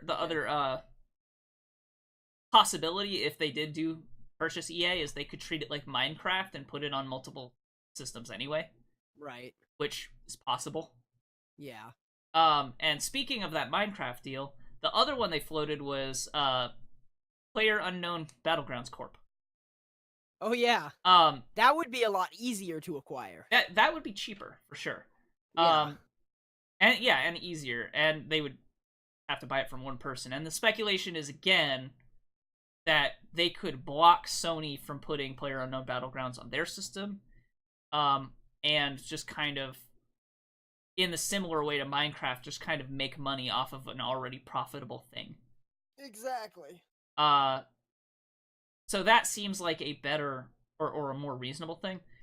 They did acquire one other company that has to do with cloud services. Mm-hmm. But they still have a lot of operating capital. And actually, since this announcement, it's kind of unclear whether or not this is actually like related to this or not, because EA also just put out their earning reports where they talked about some things, which we can probably talk about too in a second here. But since their earnings call, EA stock has gone up to a new record high. Wow. So that's strange. Yeah, well, it's not that strange. So the other thing that happened with EA's earning report is this is all this stuff is kind of off the top of my head, but what's kind of happened with EA's earning report is they acknowledged that they sold less than was expected for Battlefront. They had a pretty conservative estimate and then ended up going below that based on, like, if you compare it to original Battlefront. And they acknowledged that the reason for that was the Battlefront controversy. I keep on saying Battlefield. I mean Battlefront controversy about loot boxes. Right. They, however, again reiterated that they were planning on putting loot boxes back in, to no one's surprise. Yes, of course. But for a game that big to only make like 9 million at this point in time is like really bad. Ridiculous. It's pretty bad. Yeah. So now they're retooling with things like BioWare's Anthem and they're decide. Honestly, hopefully, I do think that it would be nice if EA was able to fix Battlefront 2 because I did enjoy it a little bit. It was fun, but the progression looked so messed up that like that didn't look fun. So if they were able to reintroduce maybe like a cosmetic system and change the progression to be more friendly in general, then I might go back into Battlefront. I was ready to buy a Battlefront after I played some of that beta. Like I thought, hey, this is cool enough. I might be interested in picking this up, but And you sit there, but you got to remember, EA's gonna fuck this up somehow. You know they're gonna do it. And then we found out more about they sure did. Good job. So yeah, that's mostly what's happening there. And I believe that's all of the news we have for gaming this week. Yeah. There is a little bit in TV news that I'm legitimately just seeing right now. Okay. Unfortunately, John Mahoney, the man who played Martin Crane on Frasier, died. Oh, that sucks. Just now, yeah. So rest in peace, John Mahoney. He was fucking great. He was pretty old when he was on Frasier. Yeah, he was pretty old when he was on Frasier. He was 77 when he was, when he died. So it was an old age thing, and he was great. And sad that he's dead. Yeah. Okay. Yeah. I think that's it. So we'll wrap up and talk about what we're going to be doing in the upcoming week, and then we'll see you guys next time. So what do you got coming up on your channel? Are you doing more Overlord, or are you gonna try something else? I'm probably gonna go for Overlord for a little while. Maybe later tonight I might stream some WoW, but that's gonna be pretty. We'll see. I mean, there's not gonna be a lot. There's not gonna be a lot to do. Like it's me and my buddy Rob, who's here in chat, are just gonna be grinding. So it's not gonna be a lot of. Not gonna be much content. But I'll definitely be doing more Overlord 2 over the week. And I actually have a video coming out. I'm not sure when it'll be done, but it's going to be in multiple parts. It'll be just kind of a recut of my Subnautica stream. Okay, the WoW stream is going to be exciting. I lied. Okay, all right. According to Knob, it's going according to Knox, according to Knob, it's going to be exciting. So you're working on a new Hollow Knight video that should be out next Monday?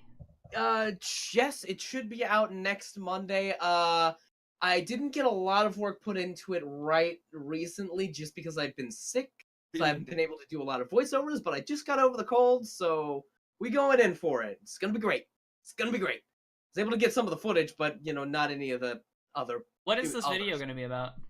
This video is going to be showing people how to do the Trial of Fools in a very similar way that I showed people how to do the White Mourner's quest, except at least 2 of the Trials of Fools I'm going to succeed at winning. Okay. So you say. So 2 of the trials I'm really, really good at, because the first one's really easy. I was like really sick when I did it and got the footage for it. I was able to do it in 1 run. And the second one I know like the back of my hand because I had to do it so many times. Third one I've never beaten. I'm going to try. I don't know if I'm going to succeed. We'll have to wait and see. Now, I'm curious. I just have to know, this is just like right on the down low, under the table here. Did you ever actually complete the Grey Mourner's quest? No. And there you have it, folks. Okay, there are like a million comments telling me that there are like a million different ways that I could have done this differently. Like I could have killed all of the enemies, and that would have made everything a lot easier. Except for like those spikes at the very end that are a bitch because it's like, oh, congratulations, you got to the very end. Now die, bitch. There are those, and then there's also the possibility that I could just use the Dream Nail teleport to put a teleport thing right next to where the quest ends, go to the Grey Mourner, grab the flower, and just fucking teleport there immediately. Oh, that's cheesy. Or I think the flower kills itself in a fit of disgust if you do the teleport to it. I think they're saying maybe that you use the Dream Nail, you kill everything, use the Dream Nail to get back, and then walk it. Yeah. Well, one of the things, another one of the things is that I don't need to go all that way. I can just go up to Dirtmouth and give the flower to a different guy who's just like, oh, this is really pretty. Thank you. I love this flower. This is great. What? I'm really happy. And then you go back and say, it's like, did you give the flower to? Yep. Oh, thank you. And it's nice. It creates a beautiful blooming relationship between some ancient bug lady and some old guy in Dirtmouth. Possibly. I don't know. Also, there's a new Hollow Knight DLC coming out. The last of the free DLCs. The Hornet DLC is going to be a paid DLC, and it's going to be like a whole nother game, basically. Okay. But that's fair if they've redone the whole game. Yeah, it's going to be like the Shovel Knight stuff. So we've decided that we're going to stop doing the Divinity Let's Plays. Yes, because they're not super good content. They don't make interesting Let's Play content. Yeah, they are very, really very fun games. Also, we're really bad at it. Yeah, that too. We're very bad at it, so... Yeah. We're gonna cut that off. We're gonna arguably stream it if we play it. It might make better streams. Yeah. Honestly, I feel like it would be better stream stuff. I might throw out one more this weekend as the last one. But yeah, because we don't have Nox in it. That's right. Yeah, we might throw one more in, one more out, and then do something else next week. Yeah. We'll have to see. Yeah, we have no idea what it's going to be yet. I have an idea of what it might be, but okay, well, cool. In that case, fucking go for it, man. Another thing, Night in the Woods is coming to an end because I'm running out of fucking Night in the Woods things. We're getting to the end of the Night in the Woods Let's Play. It's gonna be like done this or next week. Night in the Woods. It came out on the Nintendo Switch. Go buy it. Go play it. Do that. It's good. Great. Yeah. Oh, like I'm usually harsh on video game writing, but the writing in this game was fucking fantastic. I thought it was a great gosh darn time. I loved it. Well, we're gonna wrap this up. Yep. Thanks for joining us once again. And